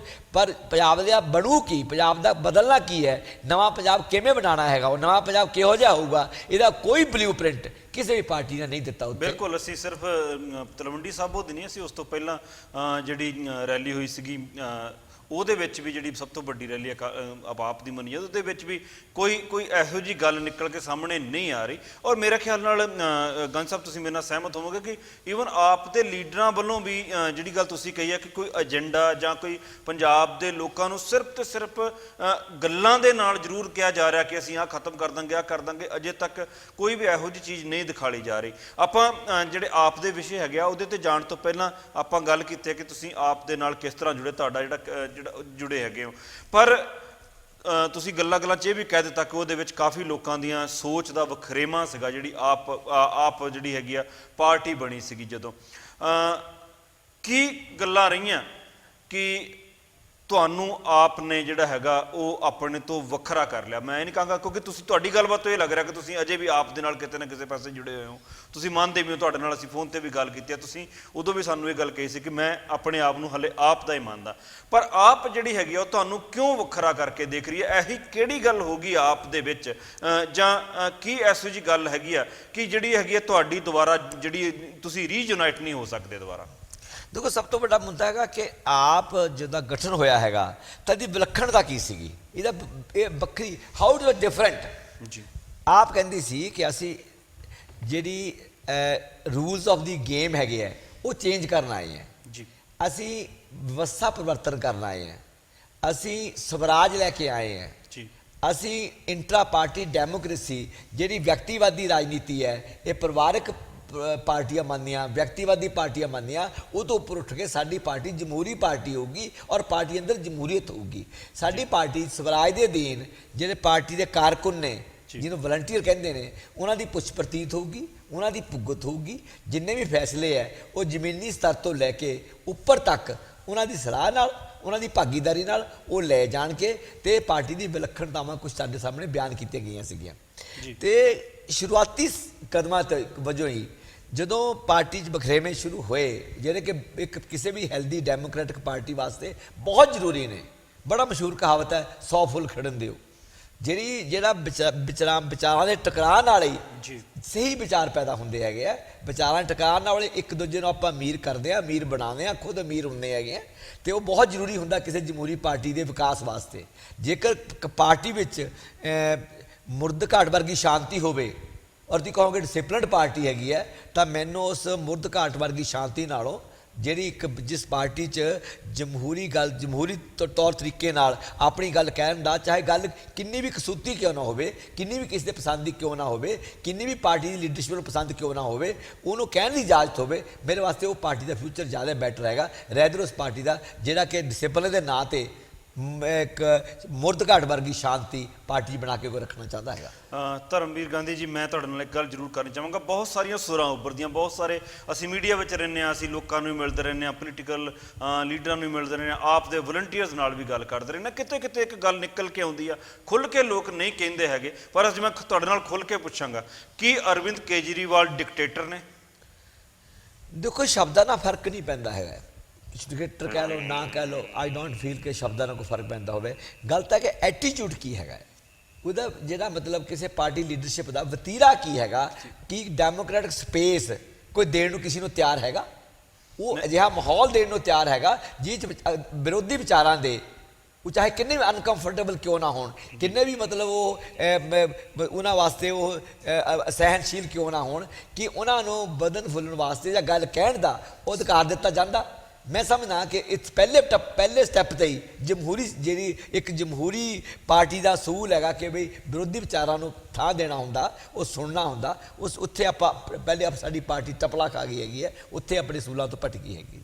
ਤੁਹਾਡਾ ਕਹਿਣ ਦਾ ਮਤਲਬ ਹੈ ਕਿ ਆਪਾਂ ਜੇ ਮੈਂ ਡਿਕਟੇਟਰ ਲਫ਼ਜ਼ ਯੂਜ਼ ਕਰਦਾ, ਪਰ ਜੇ ਆਪਾਂ ਇਹਨੂੰ ਪੋਲਾਈਟਲੀ ਕਹਿਣਾ ਹੋਵੇ ਤੇ ਕਿਤੇ ਨਾ ਕਿਤੇ ਜਿਹੜੀ ਪਾਰਟੀ ਹੈਗੀ ਆ ਉਹ ਡਿਕਟੇਟਰਸ਼ਿਪ ਵਰਗੇ ਰੂਲ ਦੇ ਵਿੱਚ ਹੀ ਚੱਲ ਰਹੀ ਆ। ਠੀਕ ਹੈ ਜੀ, ਇਸ ਵੇਲੇ ਜਿਹੜੀ ਪਾਰਟੀ ਚੱਲ ਰਹੀ ਆ ਉਹਦੇ ਉੱਪਰ ਉਹਦੇ ਵਿੱਚ ਤੁਸੀਂ ਜਿੱਦਾਂ ਗੱਲ ਕੀਤੀ, ਜਮਹੂਰੀ ਹੱਕਾਂ ਦੀ ਗੱਲ ਕੀਤੀ, ਵਲੰਟੀਅਰਸ ਦੇ ਹੱਕਾਂ ਦੀ ਗੱਲ ਕੀਤੀ, ਸਾਰਿਆਂ ਦੇ ਵਿਚਾਰਾਂ ਦੀ ਗੱਲ ਕੀਤੀ, ਵਿਚਾਰਾਂ ਦੀ ਸਾਂਝ ਦੀ ਗੱਲ ਕੀਤੀ, ਵਿਚਾਰਾਂ ਵਿੱਚੋਂ ਇੱਕ ਵਿਚਾਰ ਕੱਢਣ ਦੀ ਗੱਲ ਕੀਤੀ। ਤੁਹਾਨੂੰ ਕਿਤੇ ਲੱਗ ਰਿਹਾ ਕਿ ਆਪ ਦੇ ਵਿੱਚ ਜਿਹੜੀ ਇਹ ਚੀਜ਼ ਹੁਣ ਖਤਮ ਹੋ ਗਈ ਆ, ਕਿਤੇ ਨਾ ਕਿਤੇ ਜਿਹੜਾ ਹੈਗਾ ਇੱਕ ਸੋਚ ਜਿਹੜੀ ਹੈਗੀ ਆ ਉਹ ਸਾਰਿਆਂ ਦੇ ਉੱਪਰ ਥੋਪੀ ਜਾ ਰਹੀ ਹੈ? ਦੇਖੋ, ਮੈਂ ਕਹਿਣਾ ਚਾਹੁੰਦਾ ਕਿ ਜਿਹੜੀ ਸਿਆਸੀ ਵਿਚਾਰਧਾਰਾ ਦੀ ਆਜ਼ਾਦੀ, ਗੱਲ ਕਹਿਣ ਦੀ ਆਜ਼ਾਦੀ ਹੈਗੀ ਹੈ, ਇਹ ਆਪਾਂ ਸਾਡੀ ਪਾਰਟੀ ਦੇ ਖਿਲਾਫ ਹੋ ਕੇ ਆਈ ਸੀਗੀ। ਅਸੀਂ ਕਹਿੰਦੇ ਸੀਗੇ ਇਹ ਸੋਨੀਆ ਗਾਂਧੀ ਦੀ ਪਾਰਟੀ ਹੈ, ਇਹ ਮੁਲਾਇਮ ਦੀ ਪਾਰਟੀ ਹੈ, ਇਹ ਮਮਤਾ ਦੀ ਪਾਰਟੀ ਹੈ, ਇਹ ਚੌਟਾਲਿਆਂ ਦੀ ਪਾਰਟੀ ਹੈ, ਇਹ ਬਾਦਲਾਂ ਦੀ ਪਾਰਟੀ ਹੈਗੀ ਹੈ, ਕਿ ਅਸੀਂ ਵਿਅਕਤੀਵਾਦੀ ਜਾਂ ਪਰਿਵਾਰਵਾਦੀ ਪਾਰਟੀ ਦੇ ਕਲਚਰ ਤੋਂ ਉੱਪਰ ਹੈਗੇ ਆ। ਪਰ ਜੇ ਤੁਸੀਂ ਦੇਖੋ ਆਪਣੀ ਪਾਰਟੀ 'ਚ ਬਹੁਤ ਜਲਦੀ ਜਿਹੜਾ ਉਹ ਇੱਕ ਨਵਾਂ ਸਿਆਸੀ ਸੱਭਿਆਚਾਰ ਪੈਦਾ ਕਰਨਾ ਸੀਗਾ ਜਮਹੂਰੀਅਤ ਦਾ, ਉਹ ਸਾਡੀ ਪਾਰਟੀ 'ਚ ਵੀ ਨਹੀਂ ਆ ਸਕਿਆ ਹੈਗਾ। ਔਰ ਇਹ ਪਾਰਟੀਆਂ ਜੋ ਉਹਨਾਂ ਪਾਰਟੀ ਤੋਂ ਵੱਖਰੀ ਤਰ੍ਹਾਂ ਨਹੀਂ ਬਿਹੇਵ ਕਰ ਰਹੀ ਹੈਗੀ ਹੈ ਜਿਹੜੀਆਂ ਰਵਾਇਤੀ ਪਾਰਟੀਆਂ ਜਿਸ ਤਰ੍ਹਾਂ ਬਿਹੇਵ ਕਰਦੀਆਂ ਰਹੀਆਂ ਨੇ ਜੀ। ਮੈਂ ਚਾਹਾਂਗਾ ਕਿ ਮੇਰੇ ਜਿਹੜੇ ਦੋਸਤ ਜਰਮਨਜੀਤ ਸਿੰਘ ਜੀ ਦਿੱਲੀ ਤੋਂ ਜੁੜੇ ਹੋਏ ਨੇ ਉਹਨਾਂ ਨਾਲ ਵੀ ਕੋਈ ਸਵਾਲ ਹੋਵੇ ਤਾਂ ਜ਼ਰੂਰ ਕਰ ਲੈਣ, ਤੇ ਉਸ ਤੋਂ ਬਾਅਦ ਦਿਲਰਾਜ ਜੀ ਤੇ ਸ਼ਬਦੀਤ ਜੀ ਪਲੀਜ਼। ਜਰਮਨਜੀਤ ਸਿੰਘ ਜੀ, ਤੁਸੀਂ ਕੀ ਗੱਲਬਾਤ ਕਰਨੀ ਚਾਹੋਗੇ ਧਰਮਵੀਰ ਜੀ ਨਾਲ? ਸਭ ਤੋਂ ਪਹਿਲਾਂ ਤੇ ਧਰਮਵੀਰ ਗਾਂਧੀ ਜੀ ਮੇਰੇ ਵੱਲੋਂ ਪਿਆਰ ਭਰੀ ਸਤਿ ਸ਼੍ਰੀ ਅਕਾਲ। ਸਤਿ ਸ੍ਰੀ ਅਕਾਲ ਜੀ। ਹਾਂਜੀ, ਮੇਰਾ ਸਵਾਲ ਇਹ ਹੈ ਧਰਮਵੀਰ ਜੀ ਕਿ ਹੁਣ ਤੁਸੀਂ ਕੈਨੇਡਾ ਦੌਰੇ ਤੇ ਹੋ, ਠੀਕ ਹੈ, ਇਸ ਦੇ ਦੌਰਾਨ ਕੀ ਤੁਸੀਂ ਸੁਣ ਦੇ ਵਿੱਚ ਇਹ ਵੀ ਆਇਆ ਕਿ ਤੁਸੀਂ ਉੱਥੇ ਜਿਹੜੀ ਸਵਰਾਜ ਲਹਿਰ ਆ ਉਹਦੇ ਲਈ ਕੁਝ ਤੁਸੀਂ ਕਹਿਣ ਵਾਲੇ ਕਿ ਜਿਹੜੀ ਜ਼ਮੀਨ ਤਲਾਸ਼ਣ ਗਿਆ ਕਿ ਕੀ ਉਹ ਕੀ ਜਿਹੜੇ ਆਪਣੇ ਬਾਹਰਲੇ ਲੋਕ ਨੇ ਕੀ ਉਹ ਪੰਜਾਬ ਦੀ ਸਵਰਾਜ ਲਹਿਰ ਦੇ ਬਾਰੇ ਸੋਚਦੇ ਨੇ, ਕੀ ਤੁਹਾਨੂੰ ਕੀ ਇਹ ਸੱਚ ਹੈ ਗੱਲ? ਦੇਖੋ, ਮੈਂ ਸ਼ੁਰੂ ਤੋਂ ਹੀ ਜਦੋਂ ਤੋਂ ਸਵਰਾਜ ਲਹਿਰ ਹੋਂਦ 'ਚ ਆਈ ਹੈਗੀ ਹੈ, it was just a matter of coincidence and my commitment to democrat rights ਕਿ ਮੈਂ ਪ੍ਰਸ਼ਾਂਤ ਭੂਸ਼ਣ ਅਤੇ ਜੋਗਿੰਦਰ ਯਾਦਵ ਹੋਰਾਂ ਨੇ ਇਕੱਠਿਆਂ ਉਸ NC ਦੀ ਮੀਟਿੰਗ 'ਚੋਂ ਬਾਈਕਾਟ ਕੀਤਾ ਹੈਗਾ ਹੈ, ਜਿਹਦੇ 'ਚ ਜਿਹੜੀ ਜਮਹੂਰੀ ਪਰੰਪਰਾਵਾਂ ਹੁੰਦੀਆਂ, ਡੈਮੋਕ੍ਰੈਟਿਕ ਪ੍ਰਿੰਸੀਪਲਸ ਹੁੰਦੇ, ਜਮਹੂਰੀ ਢੰਗ ਨਾਲ ਜਥੇਬੰਦੀ ਦੇ ਕਾਰਗੁਜ਼ਾਰੀ ਚਲਾਉਣ ਵਾਲੇ, ਉਹਨਾਂ ਦਾ ਘੋਰ ਹਨਨ ਹੋਇਆ ਸੀ, ਉਹਨਾਂ ਦਾ ਕਤਲ ਹੋਇਆ ਸੀਗਾ। ਅਤੇ ਮੈਂ ਜੇ ਤੁਸੀਂ ਮੇਰੀ ਪਹਿਲੀ ਕਾਨਫਰੰਸ ਪ੍ਰੈਸ ਕਲੱਬ ਦਿੱਲੀ ਦੀ ਤੁਸੀਂ ਯਾਦ ਕਰੋ, ਕੋਈ ਬੰਦਾ ਫੇਸਬੁੱਕ 'ਤੇ ਦੇਖ ਸਕਦਾ ਹੈਗਾ, ਉੱਥੇ ਮੈਂ ਕਿਹਾ ਸੀਗਾ ਇਹ ਦਿੱਲੀ ਮੀਡੀਆ ਸਾਹਮਣੇ ਕਿ ਜੇਕਰ ਜੋਗਿੰਦਰ ਯਾਦਵ ਅਤੇ ਪ੍ਰਸ਼ਾਂਤ ਭੂਸ਼ਣ ਬਾਹਰ ਨਾ ਵੀ ਨਿਕਲਦੇ, ਮੈਂ out of my own democratic conviction democracy and democratic principals and values, ਮੈਂ ਇਕੱਲਾ ਇਸ ਮੀਟਿੰਗ 'ਚੋਂ ਬਾਹਰ ਨਿਕਲਣ ਨੂੰ ਤਿਆਰ ਸੀਗਾ ਔਰ ਬਾਹਰ ਨਿਕਲ ਜਾਂਦਾ ਸੀਗਾ, ਔਰ ਹੋਇਆ ਵੀ ਇਸ ਤਰ੍ਹਾਂ ਹੀ ਹੈਗਾ। ਉਹ ਲੱਗ ਨਿਕਲੇ ਨੇ, ਮੈਂ ਲੱਗ ਨਿਕਲਿਆ, ਅਸੀਂ ਪੂਰੇ ਹਾਲ 'ਚੋਂ ਬਾਹਰ ਆ ਕੇ ਗੇਟ 'ਤੇ ਆ ਕੇ ਸਾਡਾ ਮਿਲਣ ਹੋਇਆ ਤਾਂ ਮੈਨੂੰ ਪਤਾ ਲੱਗਿਆ ਕਿ ਇਹਨਾਂ ਨੇ ਬਾਈਕਾਟ ਕੀਤਾ। ਹਾਲਾਂਕਿ ਰੌਲਾ ਪਾ ਰਹੇ ਸੀਗੇ, ਪਰ ਮੇਰਾ ਮਤਲਬ ਆਪਣੀ ਜੋ ਕਨਵਿਕਸ਼ਨ ਹੈ ਡੈਮੋਕ੍ਰੇਸੀ 'ਚ, ਜੋ ਜਮਹੂਰੀ ਤੌਰ 'ਤੇ ਪਾਰਟੀ ਚੱਲਣੀ ਚਾਹੀਦੀ ਹੈਗੀ ਹੈ, ਜਿਹਦੀ ਆਪਾਂ ਸਾਰੇ ਲੋਕ ਚਰਚਾ ਕਰਦੇ ਹਾਂ ਕਿ ਜੇ ਪੰਜਾਬ ਦਾ ਕਾਂਗਰਸ ਦਾ ਪ੍ਰਧਾਨ ਕੌਣ ਹੋਣਾ ਹੈਗਾ, ਇਸ ਦਾ ਫੈਸਲਾ ਪੰਜਾਬ ਦੇ ਕਾਂਗਰਸੀ ਨਹੀਂ ਕਰ ਸਕਦੇ, ਇਸ ਦਾ ਫੈਸਲਾ 10 ਜਨਪਥ ਕਰਦਾ ਹੈਗਾ ਹੈ। ਦਿੱਲੀ ਚੰਡੀਗੜ੍ਹ ਦਾ ਪਟਿਆਲੇ ਦਾ ਮੇਅਰ ਕੌਣ ਹੋਣਾ ਹੈਗਾ, ਇਸ ਦਾ ਫੈਸਲਾ ਪਟਿਆਲੇ ਦੇ ਕੌਂਸਲਰ ਨਹੀਂ ਕਰਦੇ, ਵੱਡੇ ਪ੍ਰਕਾਸ਼ ਸਿੰਘ ਬਾਦਲ ਸਾਹਿਬ ਕਰਦੇ ਨੇ। ਸੋ ਇਹ ਜਿਹੜਾ ਰਵੱਈਆ ਹੈਗਾ ਹੈ ਕਿ ਹਾਈ ਕਮਾਂਡ ਕਲਚਰ ਹੈਗਾ ਹੈ, ਇੱਕ ਬੰਦੇ ਦੀ ਪੁੱਗ, ਇਟ ਇਜ਼ ਮਾਈ ਵੇ ਔਰ ਹਾਈਵੇ, ਜਿਹੜਾ ਇਹ ਐਟੀਟਿਊਡ ਹੈਗਾ ਮੈਨੂੰ ਨਜ਼ਰ ਆਇਆ ਉੱਥੇ, ਜਿਹੜਾ ਜਮਹੂਰੀਅਤ ਦਾ ਬੁਨਿਆਦੀ ਅਸੂਲ ਹੈਗਾ ਕਿ place for dissent, plate for divergent views, ਜੋ ਉਹਨੂੰ ਉੱਥੇ ਕੁਚਲਿਆ ਗਿਆ ਹੈਗਾ, ਉਹ ਮੇਰੀ ਆਪਣੀ ਕਨਵਿਕਸ਼ਨ ਸੀਗੀ ਕਿ ਮੈਂ ਉਸ ਮੀਟਿੰਗ ਦਾ ਮੈਂ ਬਾਈਕਾਟ ਕਰਨਾ ਸੀਗਾ, ਮੈਂ ਉਹਦਾ ਵਿਰੋਧ ਕਰਨਾ ਸੀਗਾ, ਔਰ ਮੈਂ ਸਹੀ ਵਿਰੋਧ ਕੀਤਾ ਹੈਗਾ, ਆਪਣੀ ਆਤਮਾ ਦੀ ਆਵਾਜ਼ ਸੁਣ ਕੇ ਕੀਤਾ ਹੈਗਾ। ਉਸ ਤੋਂ ਬਾਅਦ ਕਿਉਂਕਿ ਮੈਂ ਆਮ ਆਦਮੀ ਪਾਰਟੀ ਦਾ MP ਹੈ, ਆਮ ਆਦਮੀ ਪਾਰਟੀ ਟਿਕਟ ਚੁਣਿਆ ਗਿਆ, ਮੈਂ ਜਿੰਨੀਆਂ ਸਵਰਾਜ ਦੀਆਂ ਮੀਟਿੰਗਾਂ ਹੋਈਆਂ ਹੈਗੀਆਂ ਉਹਨਾਂ 'ਚ ਮੈਂ ਕਦੀ ਸ਼ਾਮਲ ਨਹੀਂ ਹੋਇਆ, ਚਾਹੇ ਗੜਗਾਉਂ ਸੀ, ਚਾਹੇ ਉਹ ਲੁਧਿਆਣੇ ਸੀਗੀ, ਚਾਹੇ ਚੰਡੀਗੜ੍ਹ ਸੀਗੀ, ਪਰ ਮੈਂ ਸਵਰਾਜ ਬਿਆਨ ਦੇ ਵਿਅਕਤੀਆਂ ਨੂੰ, ਸ਼ਖਸੀਅਤਾਂ ਨੂੰ, ਜੋਗਿੰਦਰ ਯਾਦਵ ਜੀ ਨੂੰ, ਪ੍ਰਸ਼ਾਂਤ ਭੂਸ਼ਣ ਜੀ ਨੂੰ, ਪ੍ਰੋਫੈਸਰ ਅਨੰਤ ਕੁਮਾਰ ਨੂੰ, ਪ੍ਰੋਫੈਸਰ ਜੀਤ ਝਾਅ ਨੂੰ, ਜਾਂ ਉਹਨਾਂ ਜਿਹੜੇ ਮਾਸ ਮੂਵਮੈਂਟ ਦੇ ਸਤੰਭ ਨੇ, ਮੇਧਾ ਪਾਟਕਰ ਹੋਣੀ ਜਾਂ ਬਲੀ ਸਿੰਘ ਚੀਮੇ ਵਰਗੇ, ਉਹਨਾਂ ਨੂੰ ਮੈਂ ਇੱਕ ਵਿਕਲਪਕ ਰਾਜਨੀਤੀ ਜਿਸ ਦਾ ਹਿੰਦੁਸਤਾਨ ਸੁਪਨਾ ਦੇਖ ਰਿਹਾ, ਇੱਕ ਬੜੀ ਮਹੱਤਵਪੂਰਨ ਉਹਦਾ ਹਿੱਸਾ ਮੰਨਦਾ, ਉਹਦੇ ਸਤੰਭ ਮੰਨਦਾ ਹੈਗਾ, ਔਰ ਇੱਕ ਵਹੀਕਲ ਮੰਨਦਾ ਹੈਗਾ, ਜਿਨ੍ਹਾਂ ਰਾਹੀਂ ਜੇ ਆਮ ਆਦਮੀ ਪਾਰਟੀ ਇੱਕ ਰਾਜਨੀਤੀ ਨੂੰ ਲੈ ਕੇ ਚੱਲੀ ਹੈਗੀ ਹੈ, ਜੇ ਇਹ ਵਧਾ ਰਹੀ ਹੈਗੀ ਹੈ, ਤਾਂ ਉਹ ਵਿਅਕਤੀ ਵੀ ਉਸੇ ਵਿਕਲਪਕ ਰਾਜਨੀਤੀ ਨੂੰ ਹੋਰ ਵੀ ਸ਼ੁੱਧ ਫਾਰਮ 'ਚ ਉਹਨੂੰ ਵਧਾਉਣ ਦੀ ਕੋਸ਼ਿਸ਼ ਕਰ ਰਿਹਾ। ਆਈ ਰਿਸਪੈਕਟ ਸਵਰਾਜ ਬਿਆਨ, ਚਾਹੇ ਮੈਂ ਉਹਨੂੰ ਉਸ ਜਥੇਬੰਦਕ ਤੌਰ 'ਤੇ ਮੈਂ ਉਹਦੇ ਵਾਸਤੇ ਨਾ ਕੰਮ ਕਰਦਾ ਹੈਗਾ, ਨਾ ਮੈਂ ਜੁਆਇਨ ਕਰ ਰਿਹਾ ਹੈਗਾ, ਨਾ ਮੈਂ ਮੇਰੀ ਆਉਣ ਵਾਲੇ ਭਵਿੱਖ ਵਿੱਚ ਪੰਜਾਬ ਦੀ ਚਾਹੇ ਚੋਣਾਂ ਹੈਗੀਆਂ ਹੋਣ, ਚਾਹੇ ਉਸ ਤੋਂ ਬਾਅਦ 'ਚ ਜੋ ਹਾਲਾਤ ਬਣਦੇ ਹੈ ਉਹਨਾਂ ਬਾਰੇ ਮੈਂ ਕਹਿ ਨਹੀਂ ਸਕਦਾ ਹੈਗਾ। ਮੇਰੀ ਕੋਈ ਫੌਰੀ ਕੋਈ ਪਲਾਨ ਆਮ ਆਦਮੀ ਪਾਰਟੀ ਛੱਡ ਕੇ ਸਵਰਾਜ ਬਿਆਨ ਨਾਲ ਜੁਆਇਨ ਕਰਨ ਦੀ ਨਹੀਂ ਹੈਗੀ ਹੈ, ਔਰ ਨਾ ਮੇਰੀ ਇੱਦਾਂ ਦੀ ਕੋਈ ਮਨਸ਼ਾ ਹੈਗੀ ਹੈ। ਸਾਡੇ ਨਾਲ ਜਰਮਨਜੀਤ ਜੀ ਸਾਡੇ ਨਾਲ ਕਾਲਰ ਜੁੜ ਚੁੱਕੇ ਨੇ। ਜਰਮਨਜੀਤ ਜੀ ਸਾਡੇ ਨਾਲ ਕਾਲਰ ਜੁੜ ਚੁੱਕੇ ਨੇ ਕਿ ਉਹਦੇ ਵਿੱਚ ਦੱਸਿਆ ਗਿਆ ਕਿ ਆਮ ਆਦਮੀ ਪਾਰਟੀ ਪੰਜਾਬ ਦੇ ਵਿੱਚ 100 ਤੋਂ ਵੱਧ ਸੀਟਾਂ ਲਿਜਾ ਸਕਦੀ ਆ। ਅਜਿਹਾ ਹੁੰਦਾ ਹੈ ਤਾਂ ਤੁਹਾਡੀ ਨਜ਼ਰ ਦੇ ਵਿੱਚ ਆਮ ਆਦਮੀ ਪਾਰਟੀ ਦਾ ਪੰਜਾਬ ਦੇ ਵਿੱਚ ਮੁੱਖ ਮੰਤਰੀ ਕੌਣ ਹੋ ਸਕਦਾ, ਕਿਹੜਾ ਚਿਹਰਾ ਹੋ ਸਕਦਾ ਹੈ, ਕੀ ਸਾਨੂੰ ਤੁਸੀਂ ਦੱਸ ਸਕਦੇ ਹੋ? ਦੇਖੋ ਜੀ, ਮੈਂ ਤੁਹਾਨੂੰ ਬੜੀ ਇਮਾਨਦਾਰ ਰਾਏ ਦੇਣ ਲੱਗਿਆ ਹੈਗਾ। ਜੇ ਅੱਜ ਦੀ ਤਰੀਕ 'ਚ ਪੰਜਾਬ 'ਚ ਵੋਟਾਂ ਪੈ ਜਾਣ ਤਾਂ ਮੈਂ ਉਹ ਦਮਗਜ ਤਾਂ ਨਹੀਂ ਮਾਰਦਾ ਕਿ 117 ਦੇ 17 ਸੀਟਾਂ ਦਿੱਲੀ ਰਿਪੀਟ ਹੋ ਜਾਊਗੀ ਜਾਂ 100 ਸੀਟਾਂ ਆ ਜਾਣਗੀਆਂ। ਮੈਂ ਮੇਰੀ ਆਬਜੈਕਟਿਵ ਅਸੈਸਮੈਂਟ ਮੇਰੀ ਹੈਗੀ ਹੈ ਕਿ ਆਮ ਆਦਮੀ ਪਾਰਟੀ ਦੀ ਸਰਕਾਰ ਕੰਫਰਟੇਬਲ ਮੈਜੋਰਟੀ ਨਾਲ ਬਣ ਸਕਦੀ ਪੰਜਾਬ ਵਿੱਚ ਜੇ ਅੱਜ ਵੋਟਾਂ ਪੈ ਜਾਣ। ਪਰ ਕਿਉਂਕਿ ਵੋਟਾਂ ਅੱਜ ਨਹੀਂ ਪੈਣੀਆਂ, ਕਿਉਂਕਿ ਵੋਟਾਂ 8-9 ਮਹੀਨੇ ਨੂੰ ਪੈਣੀਆਂ ਹੈਗੀਆਂ। ਇਹ ਇੰਨੀ ਸਰਗਰਮ ਸਿਆਸਤ ਵਿੱਚ, ਜਿੱਥੇ ਪੰਜਾਬ ਦੇ ਘਰ ਘਰ ਵਿੱਚ ਇੰਨੀ ਤਿੱਖੀ ਰੂਪ ਵਿੱਚ ਸਿਆਸੀ ਬਹਿਸ ਜਾਰੀ ਹੈਗੀ ਹੈ, ਖੇਤਾਂ ਤੋਂ ਲੈ ਕੇ ਘਰਾਂ ਤੱਕ, ਗੱਡੀਆਂ ਤੋਂ ਲੈ ਕੇ ਰਿਕਸ਼ਿਆਂ ਤੱਕ, ਜਹਾਜ਼ਾਂ ਤੋਂ ਲੈ ਕੇ ਕੋਈ ਖੇਤਰ ਬਚਿਆ ਨਹੀਂ, ਕੋਈ ਵਰਗ ਨਹੀਂ ਬਚਿਆ ਜਿੱਥੇ ਇੰਨੀ ਸਰਗਰਮੀ ਨਾਲ ਸਿਆਸਤ 'ਤੇ ਚਰਚਾ ਹੋ ਰਹੀ ਹੈਗੀ ਹੈ, ਪੰਜਾਬ ਦੇ ਮਸਲੇ ਡਿਸਕਸ ਕਰੀ ਜਾ ਰਹੇ ਹੈਗੇ ਹੈ। ਉਸ ਪੰਜਾਬ ਵਿੱਚ ਅੱਜ ਤੇ 9 ਮਹੀਨੇ ਬਾਅਦ ਕੀ ਹੋਊਗਾ, ਇਹਦੀ ਜਿਹੜੀ ਐਗਜ਼ੈਕਟ ਪ੍ਰੈਡਿਕਸ਼ਨ ਹੈਗੀ ਹੈ, ਇਹ ਕਰਨੀ ਇੰਨੀ ਆਸਾਨ ਨਹੀਂ ਹੈਗੀ ਹੈ। ਜੇਕਰ ਆਮ ਆਦਮੀ ਪਾਰਟੀ ਆਪਣੀ ਚਿਹਰਾ ਤੇ ਚਰਿੱਤਰ, ਜਿਸ ਕਰਕੇ ਲੋਕਾਂ 'ਚ ਵੱਖਰੀ ਤਰ੍ਹਾਂ ਜਾਣੀ ਜਾਂਦੀ ਹੈਗੀ ਹੈ, ਔਰ ਆਪਣੇ ਪ੍ਰੈਮਿਸਸ ਤੇ, ਪ੍ਰੈਮਿਸਸ ਕੀ ਨੇ? ਇਮਾਨਦਾਰੀ ਦਾ, ਸ਼ਰੀਫ ਤੇ ਇਮਾਨਦਾਰ ਕੈਂਡੀਡੇਟਸ ਦਾ, ਤੇ ਪੰਜਾਬ ਦੀ ਜੋ ਅਧਿਕਾਰ ਹੈਗੇ ਆ ਉਹਨਾਂ ਬਾਰੇ ਸਪਸ਼ਟ ਸਟੈਂਡ ਲੈਣ ਦਾ, ਜਾਂ ਇੱਕ ਸਪਸ਼ਟ ਛਵੀ ਵਾਲੇ ਜਿਨ੍ਹਾਂ ਦਾ ਸਿਆਸੀ ਕਿਰਦਾਰ ਤੇ ਸਮਾਜਿਕ ਕਿਰਦਾਰ ਸਾਫ਼ ਸੁਥਰਾ ਹੋਵੇ, ਤੇ ਦੂਜੀ ਪਾਰਟੀਆਂ 'ਚੋਂ 35 ਸਾਲ 30 ਸਾਲ ਰਾਜ ਸੱਤਾ ਦਾ ਸੁੱਖ ਮਾਣ ਕੇ, ਮਲਾਈਆਂ ਖਾ ਕੇ, ਜਾਂ ਮਤਲਬ ਲਾਲ ਬੱਤੀਆਂ ਝੂਟੇ ਲੈ ਕੇ ਅੱਜ ਧਰਾਤਲ ਜੋ ਪਾਰਟੀ ਸ਼ਾਮਲ ਹੋ ਰਹੇ ਨੇ, ਉਹ ਬੰਦੇ ਸ਼ਾਮਲ ਨਾ ਕੀਤੇ ਜਾਣ। ਸਾਫ਼ ਸੁਥਰੇ 117, ਜਾਂ ਮੈਂ ਕਹਿੰਦਾ ਚੱਲ ਥੋੜ੍ਹੀ ਬਹੁਤੀ ਮਾਫੀ ਵੀ ਕਰ ਦਿਓ, 100 ਕੈਂਡੀਡੇਟ ਵੀ ਬਿਲਕੁਲ ਸੋਨੇ ਵਰਗੇ ਖਰੇ ਬੰਦੇ ਉਤਾਰ ਦੇਣ, ਤਾਂ ਮੈਂ ਨਹੀਂ ਸਮਝਦਾ ਕਿ ਆਮ ਆਦਮੀ ਪਾਰਟੀ ਨੂੰ ਕੋਈ ਪਾਰਟੀ ਹਰਾ ਸਕਦੀ ਹੈ। ਪਰ ਮੈਨੂੰ ਖਦਸ਼ਾ ਇਹ ਹੈਗਾ ਹੈ ਕਿ ਅਕਾਲੀ ਦਲ ਤੇ ਕਾਂਗਰਸ ਆਪਣੀਆਂ ਬੰਦੇ ਵਾੜ ਕੇ ਆਮ ਆਦਮੀ ਪਾਰਟੀ ਨੂੰ ਇਹਦੇ ਅਸੂਲਾਂ ਤੋਂ, ਇਹਦੇ ਪ੍ਰਿੰਸੀਪਲਸ ਤੋਂ, ਇਹਦੇ ਆਦਰਸ਼ਾਂ ਤੋਂ ਖਿੱਚ ਕੇ ਆਪਣੇ ਪਾਲੇ ਵਿੱਚ ਲੈ ਕੇ ਲੜਾਉਣਾ ਚਾਹੁੰਦੀ ਹੈਗੀ ਆ। ਔਰ ਜੇ ਆਮ ਆਦਮੀ ਪਾਰਟੀ ਆਪਣਾ ਪ੍ਰੈਮਿਸ ਛੱਡ ਕੇ, ਆਪਣਾ ਜਿਹੜਾ ਪਿੜ ਛੱਡ ਕੇ ਅਕਾਲੀਆਂ ਦੇ ਪਿੜ 'ਤੇ ਚੜ੍ਹ ਗਈ, ਕਾਂਗਰਸ ਦੇ ਪਿੜ 'ਤੇ ਚੜ੍ਹ ਗਈ, ਤਾਂ ਜਿੰਨਾ ਉਹਨਾਂ ਕੋਲ ਮੈਨੀਪੂਲੇਸ਼ਨ ਹੈਗੀ ਹੈ, ਜੋ ਉਹਨਾਂ ਕੋਲ ਪੈਸਾ ਹੈਗਾ ਹੈ, ਜੋ ਉਹਨਾਂ ਕੋਲ ਸਿਆਸਤ ਦੀਆਂ ਤਜਰਬੇ ਹੈਗੇ ਆ, ਤਾਂ ਆਮ ਆਦਮੀ ਪਾਰਟੀ ਜ਼ਰੂਰੀ ਨਹੀਂ ਜਿਹੜਾ ਅੱਜ ਵਕਾਰ ਹੈਗਾ ਉਹ ਵਕਾਰ ਵੀ ਕਾਇਮ ਰਹੂ ਜਾਂ ਸੀਟਾਂ ਵੀ ਲਿਜਾ ਸਕੂ। ਸਾਡੇ ਨਾਲ ਇੱਕ ਕਾਲਰ ਜੁੜ ਚੁੱਕੇ ਨੇ, ਧਰਮਵੀਰ ਗਾਂਧੀ ਜੀ। ਹੈਲੋ। ਹਾਂਜੀ ਹਾਂਜੀ, ਅੱਛਾ ਸੌਰੀ, ਦੂਜਾ ਮੈਂ ਸਵਾਲ ਦਾ ਜਵਾਬ ਦੇ ਦੇਵਾਂ ਕਿ ਤੁਸੀਂ ਕਹਿ ਰਹੇ ਹੋ ਕਿ ਆਮ ਆਦਮੀ ਪਾਰਟੀ 'ਚ ਚੀਫ ਮਿਨਿਸਟਰ ਕੌਣ ਬਣੂਗਾ। ਮੈਂ ਕਹਿੰਦਾ ਸਾਡੇ ਤਾਂ ਚੀਫ ਮਿਨਿਸਟਰ ਹੈ ਹੀ ਬਹੁਤ ਨੇ, ਤੁਸੀਂ ਕਹਿੰਦੇ ਕੌਣ ਬਣੂਗਾ, ਸਾਡੇ ਤਾਂ ਘਾਟਾ ਹੀ ਕੋਈ ਨਹੀਂ ਹੈਗਾ। ਸੋ ਮੈਂ ਤਾਂ ਇਹ ਚਾਹੂੰਗਾ ਕਿ ਜੇ ਆਮ ਆਦਮੀ ਪਾਰਟੀ ਨੇ ਸੱਚਮੁੱਚ ਪੰਜਾਬ ਨੂੰ ਪਿਆਰ ਕਰਦੀ ਹੈ, ਜਾਂ ਰਾਜਨੀਤੀ ਬਦਲਣ ਵਾਸਤਾ ਆਪਾਂ ਜੋ ਪ੍ਰੋਮਿਸ ਕੀਤਾ ਲੋਕਾਂ ਨਾਲ, ਤਾਂ ਕਿਰਪਾ ਕਰਕੇ ਤੇ ਇਸ ਗੱਲ 'ਤੇ ਝੱਜੂ ਨਾ ਪਾ ਕੇ ਬੈਠਣ, ਤੇ ਆਰਾਮ ਨਾਲ, ਜੇ ਫੂਲਕਾ ਸਾਹਿਬ ਬਜ਼ੁਰਗ ਬੰਦੇ ਹੈਗੇ, ਉਹਨਾਂ ਦਾ ਇੱਕ ਸਿਆਸੀ ਪਿਛੋਕੜ ਹੈਗਾ, ਲੋਕ ਪੱਖੀ ਪਿਛੋਕੜ ਹੈ, ਇੱਕ ਲਗਾਤਾਰਤਾ ਹੈਗੀ ਹੈ ਸਿੱਖ ਕੌਜ਼ ਵਾਸਤੇ ਲੜਨ ਦੀ, ਗਰੀਬਾਂ ਦੇ ਰਿਕਾਰਡ ਲੜਨ ਦੀ, ਤਾਂ ਉਹ ਬਜ਼ੁਰਗ ਵੀ ਹੈਗੇ ਆ, ਸਭ ਤੋਂ ਸਿਆਣੇ ਵੀ ਹੈਗੇ ਆ। ਪ੍ਰੋਬਲਮ ਇਹ ਹੈ ਕਿ ਚੀਫ ਮਿਨਿਸਟਰ ਦੇ ਕੈਂਡੀਡੇਟ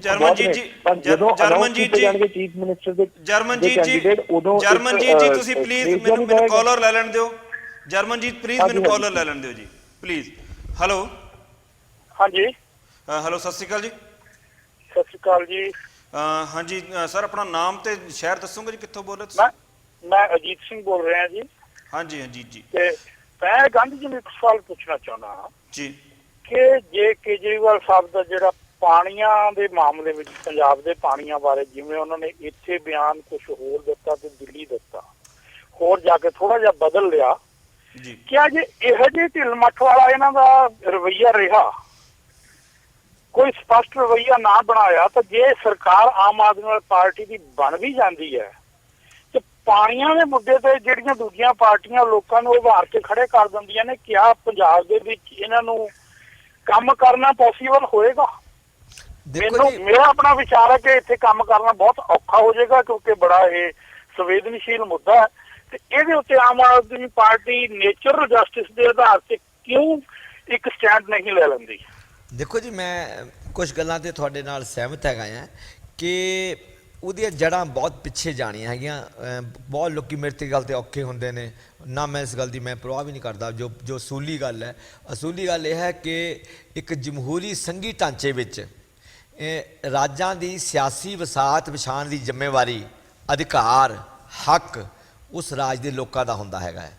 ਪੰਜਾਬ 'ਚ ਕੀ ਹੋਇਆ ਕਿ ਜਦੋਂ ਅਸੀਂ ਆਮ ਆਦਮੀ ਪਾਰਟੀ ਨੂੰ ਵੋਟਾਂ ਪਾਈਆਂ, ਪੰਜਾਬ ਨੇ ਉਸ ਮੌਕੇ ਜਦੋਂ ਹਿੰਦੁਸਤਾਨ ਨੇ ਮੋਦੀ ਲਹਿਰ ਦੇ ਵਿੱਚ ਅਧੀਨ ਆ ਕੇ ਇੱਕ ਵੱਖਰਾ ਵਰਡਿਕਟ ਦਿੱਤਾ, ਜਿਹਦੋਂ ਖੁਦ ਆਮ ਆਦਮੀ ਪਾਰਟੀ ਨੂੰ ਆਸ ਨਹੀਂ ਸੀ। ਤੁਸੀਂ ਹੈਰਾਨ ਹੋਵੋਗੇ ਕਿ ਜਦੋਂ ਅਸੀਂ ਦਿੱਲੀ ਗਏ ਤਾਂ ਆਮ ਆਦਮੀ ਪਾਰਟੀ ਦੇ ਲੀਡਰ ਹੈਰਾਨ ਰਹਿ ਗਏ ਵੀ ਇਹ ਚਾਰ ਕਿੱਥੋਂ ਆ ਗਏ। ਉਹਨਾਂ ਨੂੰ ਖੁਦ ਆਸ ਨਹੀਂ ਸੀਗੀ ਕਿ ਪੰਜਾਬ ਵਿਲ ਬਿਹੇਵ ਡਿਫਰੈਂਟਲੀ, ਪਰ ਪੰਜਾਬ ਨੇ ਡਿਫਰੈਂਟਲੀ ਬਿਹੇਵ ਕੀਤਾ। बड़ी कमाल की वोटिंग की, बिल्कुल बखरी, सारे हिंदुस्तान ने चुका दिता। अपनी सूझ सियाणप सियासी बुद्धिमता उसका सबूत देंदे हुए जो पंजाब का एक कल्चर हैगा, एक विरसा हैगा है कि चाहे टैक्नोलॉजी होवे चाहे आइडिया होवे, उन्होंने पंजाब बड़ी जल्दी पकड़ता हैगा है। और पंजाब ने चाहे हरा इनकलाब होवे चाहे नक्सल समस्या हो, नक्सलवाड़ी मूवमेंट देख लो, पंजाब कोई टैरन नहीं, कोई पहाड़ नहीं हैगा, सीधी बंगाल तो हिंदी हार्टलैंड के उपर उडारी मार के पंजाब च आई, मुंडे उठे, नवा समाज बनाने वास्ते लड़े, मरे, शहीद हो गए। खालिस्तानी लहर देख लो, कोई कहूगा चंगी है माड़ी, वो अलग, ठीक सी गलत सी, अलग विषय हैगा, पर एक तो गल पक्की है ना कि नौजवान उठे, एक चंगा पंजाब बनाने वास्ते, चंगा बनाने वास्ते लड़े, मरे, हज़ारां शहीद होए, गल अगे तुरदी हैगी है। सो पंजाब ने हमेशा एक नवी गल नूं, नवे आइडिए नूं वो उन्हें पकड़िया और उस वास्ते जान लाती हैगी। सो जो आप अजिहा वर्डिक्ट दिता, बनता तो यह सी कि पंजाब की सियासी विसात पछाण की जिम्मेवारी वो पंजाबियों सिर सौंपी जाती हैगी है। सगों पंजाब के उस बुनियादी जमहूरी अधिकार से छापा मार के, जिन्होंने आप राज्यों के अधिकार कहते हैं एक फैडरल स्ट्रक्चर में, उस छापा मार के जो पहला एक नियुक्त किया पंजाब का ऑर्गेनाइजर वो मनीष सिसोदिया से। उस तो बाद Jarnail Singh he is a Sikh, I have respect for him, but he was not Punjabi, he is a Delhi born Sikh, वो अक्सर हिंदी बोलते हैं।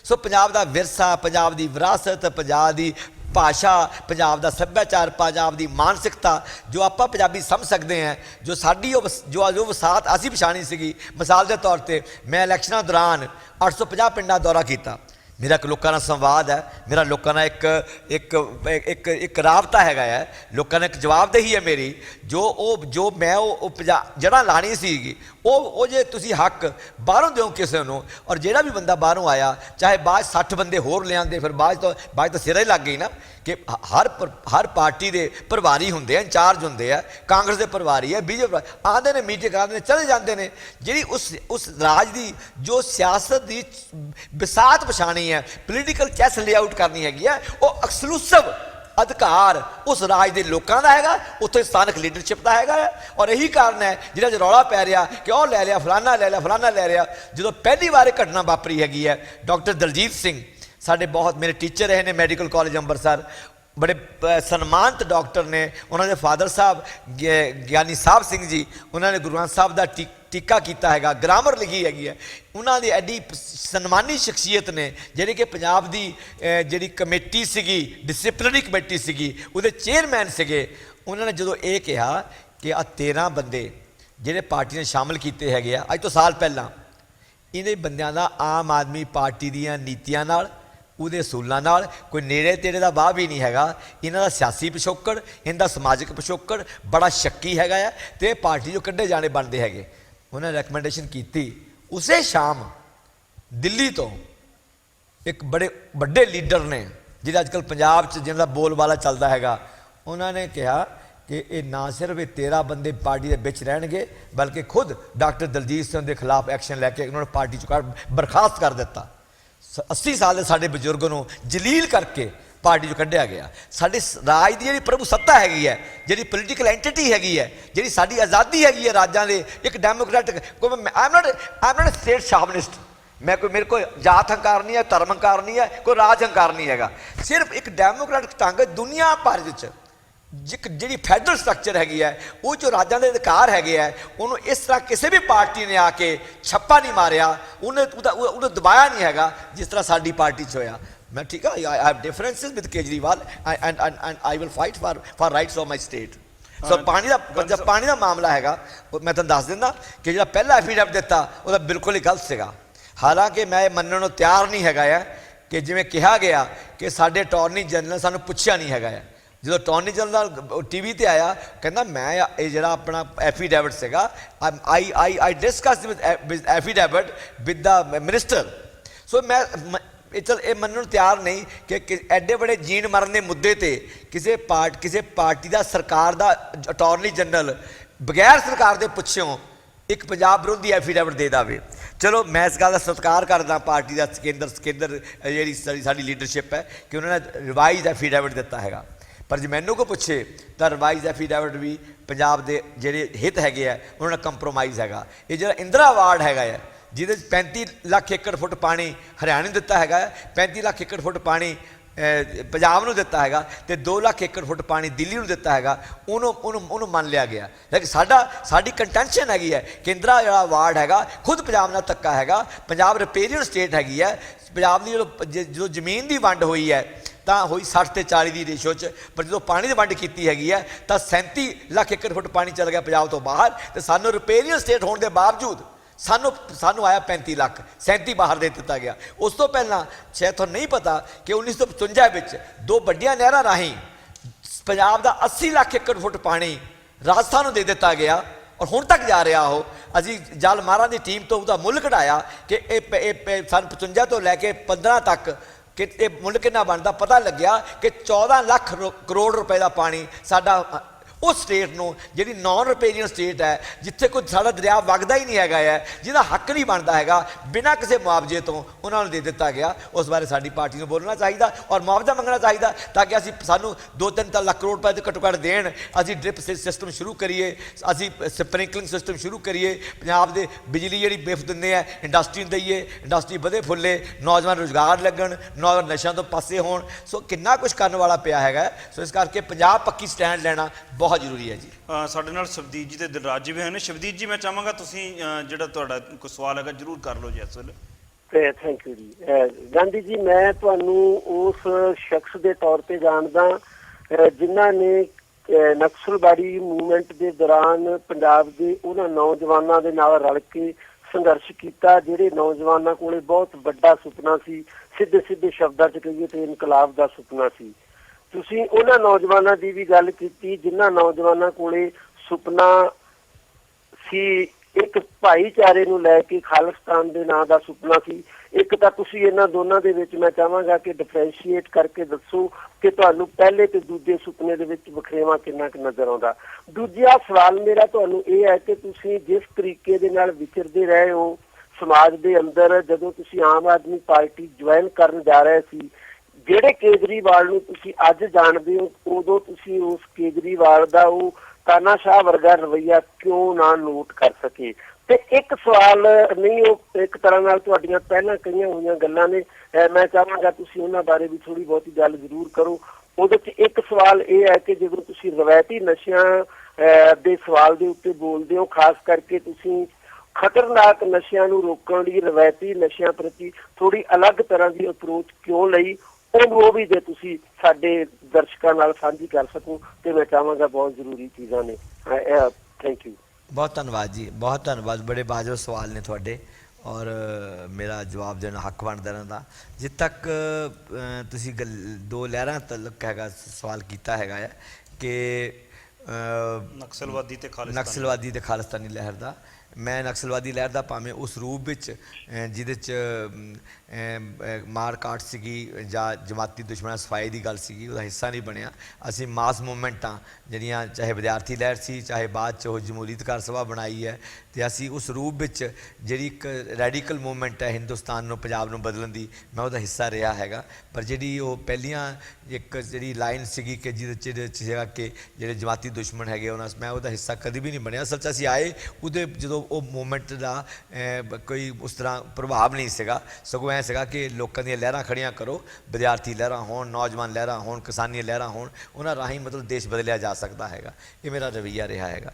ਦੂਜਾ ਹੈਗਾ ਕਿ ਹਾਂਜੀ, ਦੂਜਾ ਸੀਗਾ ਜੀ ਕਿ ਖਾਲਿਸਤਾਨੀ ਲਹਿਰ ਬਾਰੇ ਦੇਖੋ, ਮੈਂ ਨਿੱਜੀ ਤੌਰ 'ਤੇ ਮੈਨੂੰ ਕੋਈ ਪੁੱਛੇ ਕਿ ਮੈਂ ਧਰਮ ਰਾਜ ਕਿਸੇ ਵੀ ਆਧਾਰ 'ਤੇ, ਚਾਹੇ ਉਹ ਪਾਕਿਸਤਾਨ ਦੀ ਗਠਨ ਹੋਇਆ ਹੈਗਾ, ਚਾਹੇ ਉਹ ਕੋਈ ਹਿੰਦੂ ਰਾਜ ਦੀ ਗੱਲ ਕਰਦਾ ਹੈਗਾ, ਚਾਹੇ ਉਹ ਸਿੱਖ ਰਾਜ ਦੀ ਗੱਲ ਕਰਦਾ ਹੈਗਾ, ਅੱਜ 21ਵੀਂ ਸਦੀ ਵਿੱਚ ਮੈਂ ਧਰਮ ਰਾਜ ਜਿਹੜਾ ਧਰਮਦਾਰਤ ਰਾਜ ਹੈਗਾ, ਮੈਂ ਉਹਦੇ ਹੱਕ ਵਿੱਚ ਨਹੀਂ ਹੈਗਾ। ਪਰ ਮੈਂ ਕਿਸੇ ਵੀ ਮੰਗ ਨੂੰ ਜਮਹੂਰੀ ਢੰਗ ਨਾਲ ਉਠਾਉਣ ਦੇ, ਜਾਂ ਜੋ ਸਮਾਜ ਜੇ ਕੋਈ ਆਈਡੀਆ ਪਨਪ ਰਿਹਾ ਹੈਗਾ, ਜਾਂ ਇੱਕ ਸੈਕਸ਼ਨ 'ਚ ਬੇਗਾਨਗੀ ਦਾ ਅਹਿਸਾਸ ਹੈਗਾ ਔਰ ਲਗਾਤਾਰ ਅਹਿਸਾਸ ਬਣਿਆ ਹੋਇਆ ਹੈਗਾ, ਉਸ ਆਈਡੀਆ ਨੂੰ ਬ੍ਰਸ਼ ਸਾਈਡ ਕਰਨਾ ਜਾਂ ਉਹਨੂੰ ਦਫਨਾ ਦੇਣਾ ਜਾਂ ਉਹਨੂੰ ਅਣਗੌਲਿਆਂ ਕਰਨਾ ਜਾਂ ਉਹਨੂੰ ਨਕਾਰਨਾ ਮੈਂ ਉਹਦੇ ਹੱਕ 'ਚ ਨਹੀਂ ਹੈਗਾ। ਇਸੇ ਕਰਕੇ ਮੈਂ ਮੰਗ ਕੀਤੀ ਸੀਗੀ ਕਿ ਖਾਲਿਸਤਾਨ ਦੇ ਮਾਮਲੇ ਵਿੱਚ, ਕਿਉਂਕਿ ਹਰ ਕੋਈ ਖਾਲਿਸਤਾਨ ਦੇ ਮਾਮਲੇ ਨੂੰ ਉਹਨੂੰ ਨਿਚੋੜ ਰਿਹਾ ਹੈਗਾ ਹੈ। ਕੋਈ ਇਹੋ ਜਿਹੇ ਲੋਕੀ ਨੇ ਜਿਹੜੇ ਖਾਲਿਸਤਾਨ ਬਾਰੇ ਬਿਲਕੁਲ ਸੀਰੀਅਸ ਨਹੀਂ ਹੈਗੇ ਪਰ ਉਹਦੇ ਨਾਂ 'ਤੇ ਦੁਕਾਨਦਾਰੀ ਕਰ ਰਹੇ ਨੇ। ਇਹੋ ਜਿਹੀ ਪਾਰਟੀਆਂ ਨੇ ਜਿਹੜੀਆਂ ਖਾਲਿਸਤਾਨ ਦੇ ਨਾਂ 'ਤੇ ਹਊਆ ਖੜੀਆਂ ਕਰਕੇ, ਜਿਨ੍ਹਾਂ ਹਿੰਦੁਸਤਾਨ ਦੀ ਰਾਜਨੀਤੀ 'ਚ ਔਰ ਉਹਦੇ 'ਚ ਉਹ ਹਊਆ ਖੜਾ ਕਰਕੇ ਹਊਆ ਨਹੀਂ ਖੜਾ ਕੀਤਾ, ਦਰਬਾਰ ਸਾਹਿਬ ਢਾਣ ਦਾ ਕਾਰਨ ਬਣੇ ਨੇ। ਔਰ 3000 ਤੋਂ ਵੱਧ ਕੱਲੀ ਦਿੱਲੀ ਵਿੱਚ ਸਿੱਖਾਂ ਦੀ ਨਸਲਕੁਸ਼ੀ ਦਾ ਕਾਰਨ ਬਣੇ ਨੇ। ਉਸੇ ਹੂਏ ਕਰਕੇ ਇੱਕ ਪਾਰਟੀ ਨੇ 405 ਸੀਟਾਂ ਪਾਰਲੀਮੈਂਟ 'ਚ ਪਹਿਲੀ ਵਾਰ ਜਿੱਤੀਆਂ ਨੇ। ਅੱਜ ਪੰਜਾਬ 'ਚ ਇੱਕ ਹੋਰ ਪਾਰਟੀ ਇਸ ਡਰਾ ਨਾਲ ਕਿ ਪੰਜਾਬ 'ਚ ਮੁੜ ਕੇ ਉਹੀ ਹਾਲਾਤ ਪੈਦਾ ਕੀਤੇ ਜਾ ਰਹੇ ਹੈਗੇ ਹੈ ਜਿਹਦੇ 'ਚ ਆਹ ਨਾਅਰੇ ਲੱਗਦੇ ਸੀਗੇ, ਉਸ ਮੁੱਦੇ ਨੂੰ ਬਣਾ ਰਹੀ ਹੈਗੀ ਹੈ। ਸੋ ਮੈਂ ਕਿਹਾ ਕਿ ਜੇ ਕੋਈ ਮੁੱਦਾ ਹੈਗਾ ਹੈ, ਬਜਾਏ ਦੇ ਕਿ ਉਹਨੂੰ ਤੁਸੀਂ ਮਿਸਟੀਫਾਈ ਕਰਕੇ ਰੱਖੋ, ਲੈਟ ਇਟ ਡੀਮਿਸਟੀਫਾਈ। ਜਿਹੜੇ ਵੀ ਬੰਦੇ ਜਿਨ੍ਹਾਂ ਸਟੇਕ ਤੇ ਹੈਗਾ ਕੁਝ ਸਾਹਮਣੇ ਆਉਣ, ਡਿਸਕਸ ਕਰਨ। ਮੈਂ ਤਾਂ ਕਹਿੰਦਾ ਜਿਹੜਾ ਪੀਰੀਅਡ ਵੀ ਚੱਲਿਆ ਖਾਲਸਾਨੀ ਲਹਿਰ ਦਾ, I want a truth and reconciliation commission ਕਿ ਕਿਹਨਾਂ ਕੀ ਰੋਲ ਪਲੇ ਕੀਤਾ ਹੈਗਾ ਹੈ। ਇੰਡੀਅਨ ਸਟੇਟ ਦਾ ਕੀ ਰੋਲ ਸੀਗਾ, ਕਾਂਗਰਸ ਦਾ ਕੀ ਰੋਲ ਸੀਗਾ, ਏਜੰਸੀਆਂ ਦਾ ਕੀ ਰੋਲ ਸੀਗਾ, ਪਾਰਟੀਆਂ ਦਾ ਕੀ ਰੋਲ ਸੀਗਾ, ਉਹ ਸਾਰਾ ਜਿਹੜਾ ਹੈਗਾ ਟਰੁਥ ਐਂਡ ਰੀਕਨਸੀਲੀਏਸ਼ਨ ਕਮਿਸ਼ਨ ਦੀ ਗਠਨ ਕਰਕੇ ਉਹ ਸਾਹਮਣੇ ਆਵੇ। ਇੱਕ ਅੱਜ ਸਾਰੇ ਕਹਿ ਰਹੇ ਨੇ ਕਿ ਜਿਹਨੂੰ ਭੁੱਲ ਜਾਓ ਤੁਸੀਂ। ਇਹ ਇੱਕ ਅਜਿਹਾ ਨਾਸੂਰ ਹੈ ਹਿੰਦੁਸਤਾਨ ਦੀ ਸਿਆਸਤ, ਪੰਜਾਬ ਦੀ ਸਿਆਸਤ ਵਿੱਚ, ਜਿਹਨੂੰ ਤੁਸੀਂ ਭੁੱਲ ਨਹੀਂ ਸਕਦੇ। It has to be closed ਔਰ ਇਹਨੂੰ ਤੁਹਾਨੂੰ ਢੰਗ ਨਾਲ ਕਲੋਜ਼ ਕਰਨਾ ਪੈਣਾ, ਐਨਾਲਾਈਜ਼ ਕਰਕੇ। ਔਰ ਜਿਹੜੇ ਤੇਰਾ ਨੁਕਸਾ, ਜਿਹੜੇ ਤੇਰਾ ਜ਼ਿੰਮੇਵਾਰ ਹੈਗੇ, ਉਹਨਾਂ ਦੀ ਸਜ਼ਾਵਾਂ ਮਿੱਥ ਕੇ ਤੁਹਾਨੂੰ ਕਲੋਜ਼ ਕਰਨਾ ਪੈਣਾ। ਤੁਸੀਂ ਇਹਨੂੰ ਇੱਕ ਥਾਂ 'ਤੇ ਕਲੋਜ਼ ਕਰੋਗੇ, ਇਹ ਦੂਜੀ ਥਾਂ 'ਤੇ ਫੁੱਟੂਗਾ। ਔਰ ਲਗਾਤਾਰ ਇਹ ਇੱਕ ਨਸੂਰ ਹੈਗਾ ਜਿਹਦੇ ਬਾਰੇ ਤੁਹਾਨੂੰ ਇੱਕ ਸਾਇੰਟੀਫਿਕ ਨਜ਼ਰੀਆ ਅਪਣਾਉਣਾ ਪੈਣਾ ਹੈਗਾ, ਇੱਕ ਜਮਹੂਰੀ ਨਜ਼ਰੀਆ ਅਪਣਾਉਣਾ ਪੈਣਾ ਹੈਗਾ। And I demand from government of India ਕਿ ਟਰੁਥ ਐਂਡ ਰੀਕਨਸੀਲੀਏਸ਼ਨ ਕਮਿਸ਼ਨ ਬਣਾ ਕੇ ਟਰਾਇਲ ਪੂਰੀ ਕੀਤੀ ਜਾਵੇ। ਹਰ ਕਿਸੇ ਨੂੰ ਬੋਲਣ ਦਿਓ। ਕੱਲਾ ਖਾਲੜਾ ਬੋਲਿਆ ਸੀਗਾ, ਖਾਲੜਾ ਕਿਉਂ, ਹਰ ਕਿਸੇ ਨੂੰ ਬੋਲਣ ਦਿਓ। ਹਿੰਦੂ ਵੀ ਬੋਲਣ, ਸਿੱਖ ਵੀ ਬੋਲਣ, ਸਟੇਟ ਵੀ ਬੋਲੇ, ਆਮ ਲੋਕ ਵੀ ਬੋਲਣ ਕਿ 1980 ਦੇ ਸ਼ੁਰੂ ਤੋਂ ਲੈ ਕੇ 1990 ਦੇ ਅੱਧ ਤੱਕ ਜੋ ਪੰਜਾਬ 'ਚ ਵਾਪਰਿਆ, ਉਸ ਜਿਹਦਾ ਜ਼ਿੰਮੇਵਾਰ ਪੰਜਾਬ ਨੂੰ ਤਬਾਹ ਕਰਨ ਦਾ, ਭਾਈਚਾਰੇ ਨੂੰ ਤਬਾਹ ਕਰਨ ਦਾ, ਨੌਜਵਾਨਾਂ ਦੀ ਜ਼ਿੰਦਗੀਆਂ ਤਬਾਹ ਕਰਨ ਦਾ ਤੇ ਨੌਜਵਾਨਾਂ ਦੇ ਝੂਠੇ ਹਜ਼ਾਰਾਂ ਪੁਲਿਸ ਮੁਕਾਬਲੇ ਬਣਾਉਣ ਦਾ ਜੋ ਜ਼ਿੰਮੇਵਾਰ ਹੈਗਾ, ਉਹ ਮਿੱਥੇ ਜਾਣੇ ਚਾਹੀਦੇ ਹੈਗੇ ਆ। ਔਰ ਇੱਕ ਜਿਵੇਂ ਨੂਰਨਬਰਗ ਟਰਾਇਲ ਸੀਗੀ, ਨੂਰਨਬਰਗ, ਉਹਦੇ ਆਧਾਰ 'ਤੇ ਇੱਕ ਟਰਾਇਲ ਹੋਣੀ ਚਾਹੀਦੀ ਹੈਗੀ ਹੈ ਟਰੁਥ ਐਂਡ ਰੀਕਨਸੀਲੀਏਸ਼ਨ ਕਮਿਸ਼ਨ ਰਾਹੀਂ, ਤੇ ਉਸ ਸਜ਼ਾਵਾਂ ਮਿਲਣੀਆਂ ਚਾਹੀਦੀਆਂ ਜੀ। ਹਾਂ, ਦੂਸਰਾ ਸਵਾਲ ਸੀਗਾ ਜੀ ਸ਼ਬਦੀਪ ਜੀ ਦਾ ਕਿ ਤੁਸੀਂ ਜਦੋਂ ਆਪ ਜੁਆਇਨ ਕੀਤੀ, ਕੀ ਤੁਹਾਨੂੰ ਜਿਹੜਾ ਕੇਜਰੀਵਾਲ ਸਾਹਿਬ ਦਾ ਡਿਕਟੇਟਰਸ਼ਿਪ ਵਾਲਾ ਰਵੱਈਆ ਹੈ ਉਸ ਵੇਲੇ ਨੋਟਿਸ ਨਹੀਂ ਕੀਤਾ ਤੁਸੀਂ? ਇਹ ਸਵਾਲ ਸੀ। ਨਹੀਂ, ਇਕੱਲਾ ਨਹੀਂ ਡਿਕਟੇਟਰਸ਼ਿਪ ਵਾਲਾ ਰਵੱਈਆ ਹੈ ਕਿ ਤੁਹਾਨੂੰ ਕਿਵੇਂ ਇੱਕ ਨਸ਼ਾ ਸੀਗਾ ਕਿ ਹਿੰਦੁਸਤਾਨ ਬਦਲ ਰਿਹਾ, ਨਵਾਂ ਹਿੰਦੁਸਤਾਨ ਬਣ ਰਿਹਾ। ਬਹੁਤ ਕੁਝ ਤੁਸੀਂ ਉਸ ਵੇਲੇ ਇਗਨੋਰ ਵੀ ਕੀਤਾ। ਇੱਕ ਭਾਰਤ ਦੇ ਰਾਜਨੀਤਿਕ ਦ੍ਰਿਸ਼ ਪਟਲ ਤੇ ਇੱਕ ਨਵਾਂ ਸੂਰਜ ਉੱਗ ਰਿਹਾ ਨਵੀਂ ਰਾਜਨੀਤੀ ਦਾ। ਕੁਛ ਉਸ ਵੇਲੇ ਇੱਕ ਦਿਖਦਾ ਹੀ ਕੁਛ ਨਹੀਂ ਸੀਗਾ। ਐ ਸੀਗਾ ਕਿ ਛੱਡੋ, ਲੋਕੀ ਨੌਕਰੀਆਂ ਛੱਡਤੀਆਂ, ਕੈਰੀਅਰ ਛੱਡਤੇ, ਕੰਪਨੀਆਂ ਬੰਦ ਕਰਤੀਆਂ, ਘਰ-ਬਾਰ ਛੱਡਤੇ, ਹਜ਼ਾਰਾਂ ਲੋਕ ਦਿੱਲੀ ਵੱਲ ਤੁਰ ਪਏ ਇੱਕ ਸੁਪਨਾ ਪਾਲਣ ਵਾਸਤੇ। ਜੇ ਅੱਜ ਸੁਪਨੇ ਦਾ ਉਹਦਾ ਪਿਛਲ ਮੋੜਾ ਜਾਂ ਸੁਪਨਾ ਜੇ ਧੁੰਦਲਾ ਹੋ ਰਿਹਾ ਹੈਗਾ ਤਾਂ ਮੇਰੇ ਵਰਗੇ ਬੰਦੇ ਦਾ ਦੁਖੀ ਹੋਣਾ ਜਾਂ ਤੁਹਾਡਾ ਦੁਖੀ ਹੋਣਾ, ਸਾਰੇ ਲੋਕਾਂ ਦੇ ਸੁਪਨੇ ਸ਼ਾਮ। ਇਕੱਲਾ ਗਾਂਧੀ ਨਹੀਂ ਹੈਗਾ, ਤੁਹਾਨੂੰ ਭੁਲੇਖਾ ਹੈਗਾ, ਬਹੁਤ ਗਾਂਧੀ ਨੇ, ਹਜ਼ਾਰਾਂ ਗਾਂਧੀ ਨੇ ਜਿਹੜੇ ਅੱਜ ਘਰ ਬੈਠ ਗਏ ਨੇ ਇਹ ਸੋਚ ਕੇ ਕਿ ਸੁਪਨੇ ਨਾਲ ਸਾਡਾ ਧੋਖਾ ਹੋ ਗਿਆ। ਦਿਲਰਾਜ ਜੀ, ਸੁਪਨੇ ਨਾਲ ਧੋਖਾ ਹੋ ਗਿਆ, ਤੁਸੀਂ ਕੀ ਪੁੱਛਣਾ ਚਾਹੋਗੇ ਜੀ ਗਾਂਧੀ ਸਾਹਿਬ ਤੋਂ? ਅੱਜ ਆਪਾਂ ਦਿੱਲੀ ਸਰਕਾਰ ਦੀ ਗੱਲ ਜ਼ਰੂਰ ਕਰਾਂਗੇ। ਮੇਰੇ ਦੋ ਛੋਟੇ ਜਿਹੇ ਸਵਾਲ ਨੇ। ਪਹਿਲਾ ਸਵਾਲ, ਆਨੰਦ ਮੈਰਿਜ ਐਕਟ, ਤੁਸੀਂ ਉਹਦੇ ਤੇ ਕਾਫੀ ਕੰਮ ਕਰ ਰਹੇ ਹੋ, ਕਈ ਵਾਰ ਤੁਹਾਡੇ ਉਹਦੇ ਤੇ ਬਿਆਨ ਆ ਚੁੱਕੇ ਨੇ, ਉਹਦਾ ਕਦੋਂ ਤੱਕ ਉਹ ਪੂਰਾ ਹੋਣ ਦੀ ਉਮੀਦ ਹੈ? ਦੂਜਾ ਮੇਰਾ ਇਸ਼ੂ ਦੇ ਰਿਲੇਟਡ ਸਵਾਲ ਹੈ ਕਿ ਕੀ ਉਹਦੇ ਤੇ ਸੀਰੀਅਸਲੀ ਸਾਰੀਆਂ ਪਾਰਟੀਆਂ ਕੰਮ ਕਰਦੀਆਂ ਪਈਆਂ ਕਿ ਵੋਟ ਬੈਂਕ ਦੀ ਇੱਕ ਰਾਜਨੀਤੀ ਹੁੰਦੀ ਪਈ ਹੈ? ਤੀਜਾ ਇੱਕ ਛੋਟਾ ਜਿਹਾ ਜਿਹੜਾ ਮੇਰਾ ਸਵਾਲ ਹੈ, ਉਹ ਸਵਾਲ ਹੈ ਕਿ ਇੱਕ ਭਗਵੰਤ ਮਾਨ ਸਾਹਿਬ ਦੀ ਤੁਹਾਡੀ ਇੱਕ ਆਡੀਓ ਟੇਪ ਬਾਹਰ ਆਈ ਸੀ, ਉਹਦੀ ਕਿੰਨੀ ਸੱਚਾਈ ਹੈ? ਮੈਂ ਦੱਸਦਾ। ਦੇਖੋ ਜੀ, ਪਹਿਲਾ ਸਵਾਲ ਹੈ ਸਿੱਖ ਮੈਰਿਜ ਬਿੱਲ 2016 ਦਾ। ਹਾਂਜੀ, ਇਹਦੇ 'ਚ ਮੈਂ ਆਪਣੀ ਜੋ ਜਮਹੂਰੀ ਮੇਰੀ ਕਮਿਟਮੈਂਟ ਹੈਗੀ, ਸੈਕੂਲਰ ਕਮਿਟਮੈਂਟ ਹੈਗੀ ਹੈ, ਜੇ ਮੈਨੂੰ ਪਰਸਨਲੀ ਪੁੱਛੋ ਤਾਂ ਮੈਂ ਕਹੂੰਗਾ ਕਿ ਕੋਰਟ ਮੈਰਿਜ ਹੋਵੇ, ਕੋਈ ਦਿੱਕਤ ਨਾ, ਕੋਈ ਸਾਰਾ ਕੁਝ ਨਹੀਂ ਹੋਣਾ ਚਾਹੀਦਾ। ਪਰ ਜੇ ਇੱਕ ਸਿਸਟਮ ਹੈ ਇੱਥੇ ਜਿੱਥੇ ਹਿੰਦੂ ਮੈਰਿਜ ਐਕਟ ਹੈ, ਜਿੱਥੇ ਮੁਸਲਿਮ ਪਰਸਨ ਲਾ ਹੈਗਾ, ਤਾਂ ਵਿਤਕਰਾ ਕਿਉਂ ਫਿਰ? ਜਾਂ ਤੁਸੀਂ ਕਹੋ ਕਿ ਇੱਕ ਯੂਨੀਵਰਸਲ ਲਾ ਹੈਗਾ, ਮੈਨੂੰ ਕੋਈ ਇਤਰਾਜ਼ ਨਹੀਂ ਹੈਗਾ। ਇਨਫੈਕਟ ਮੈਨੂੰ ਪੁੱਛੋ ਤਾਂ ਹੋਣਾ ਚਾਹੀਦਾ।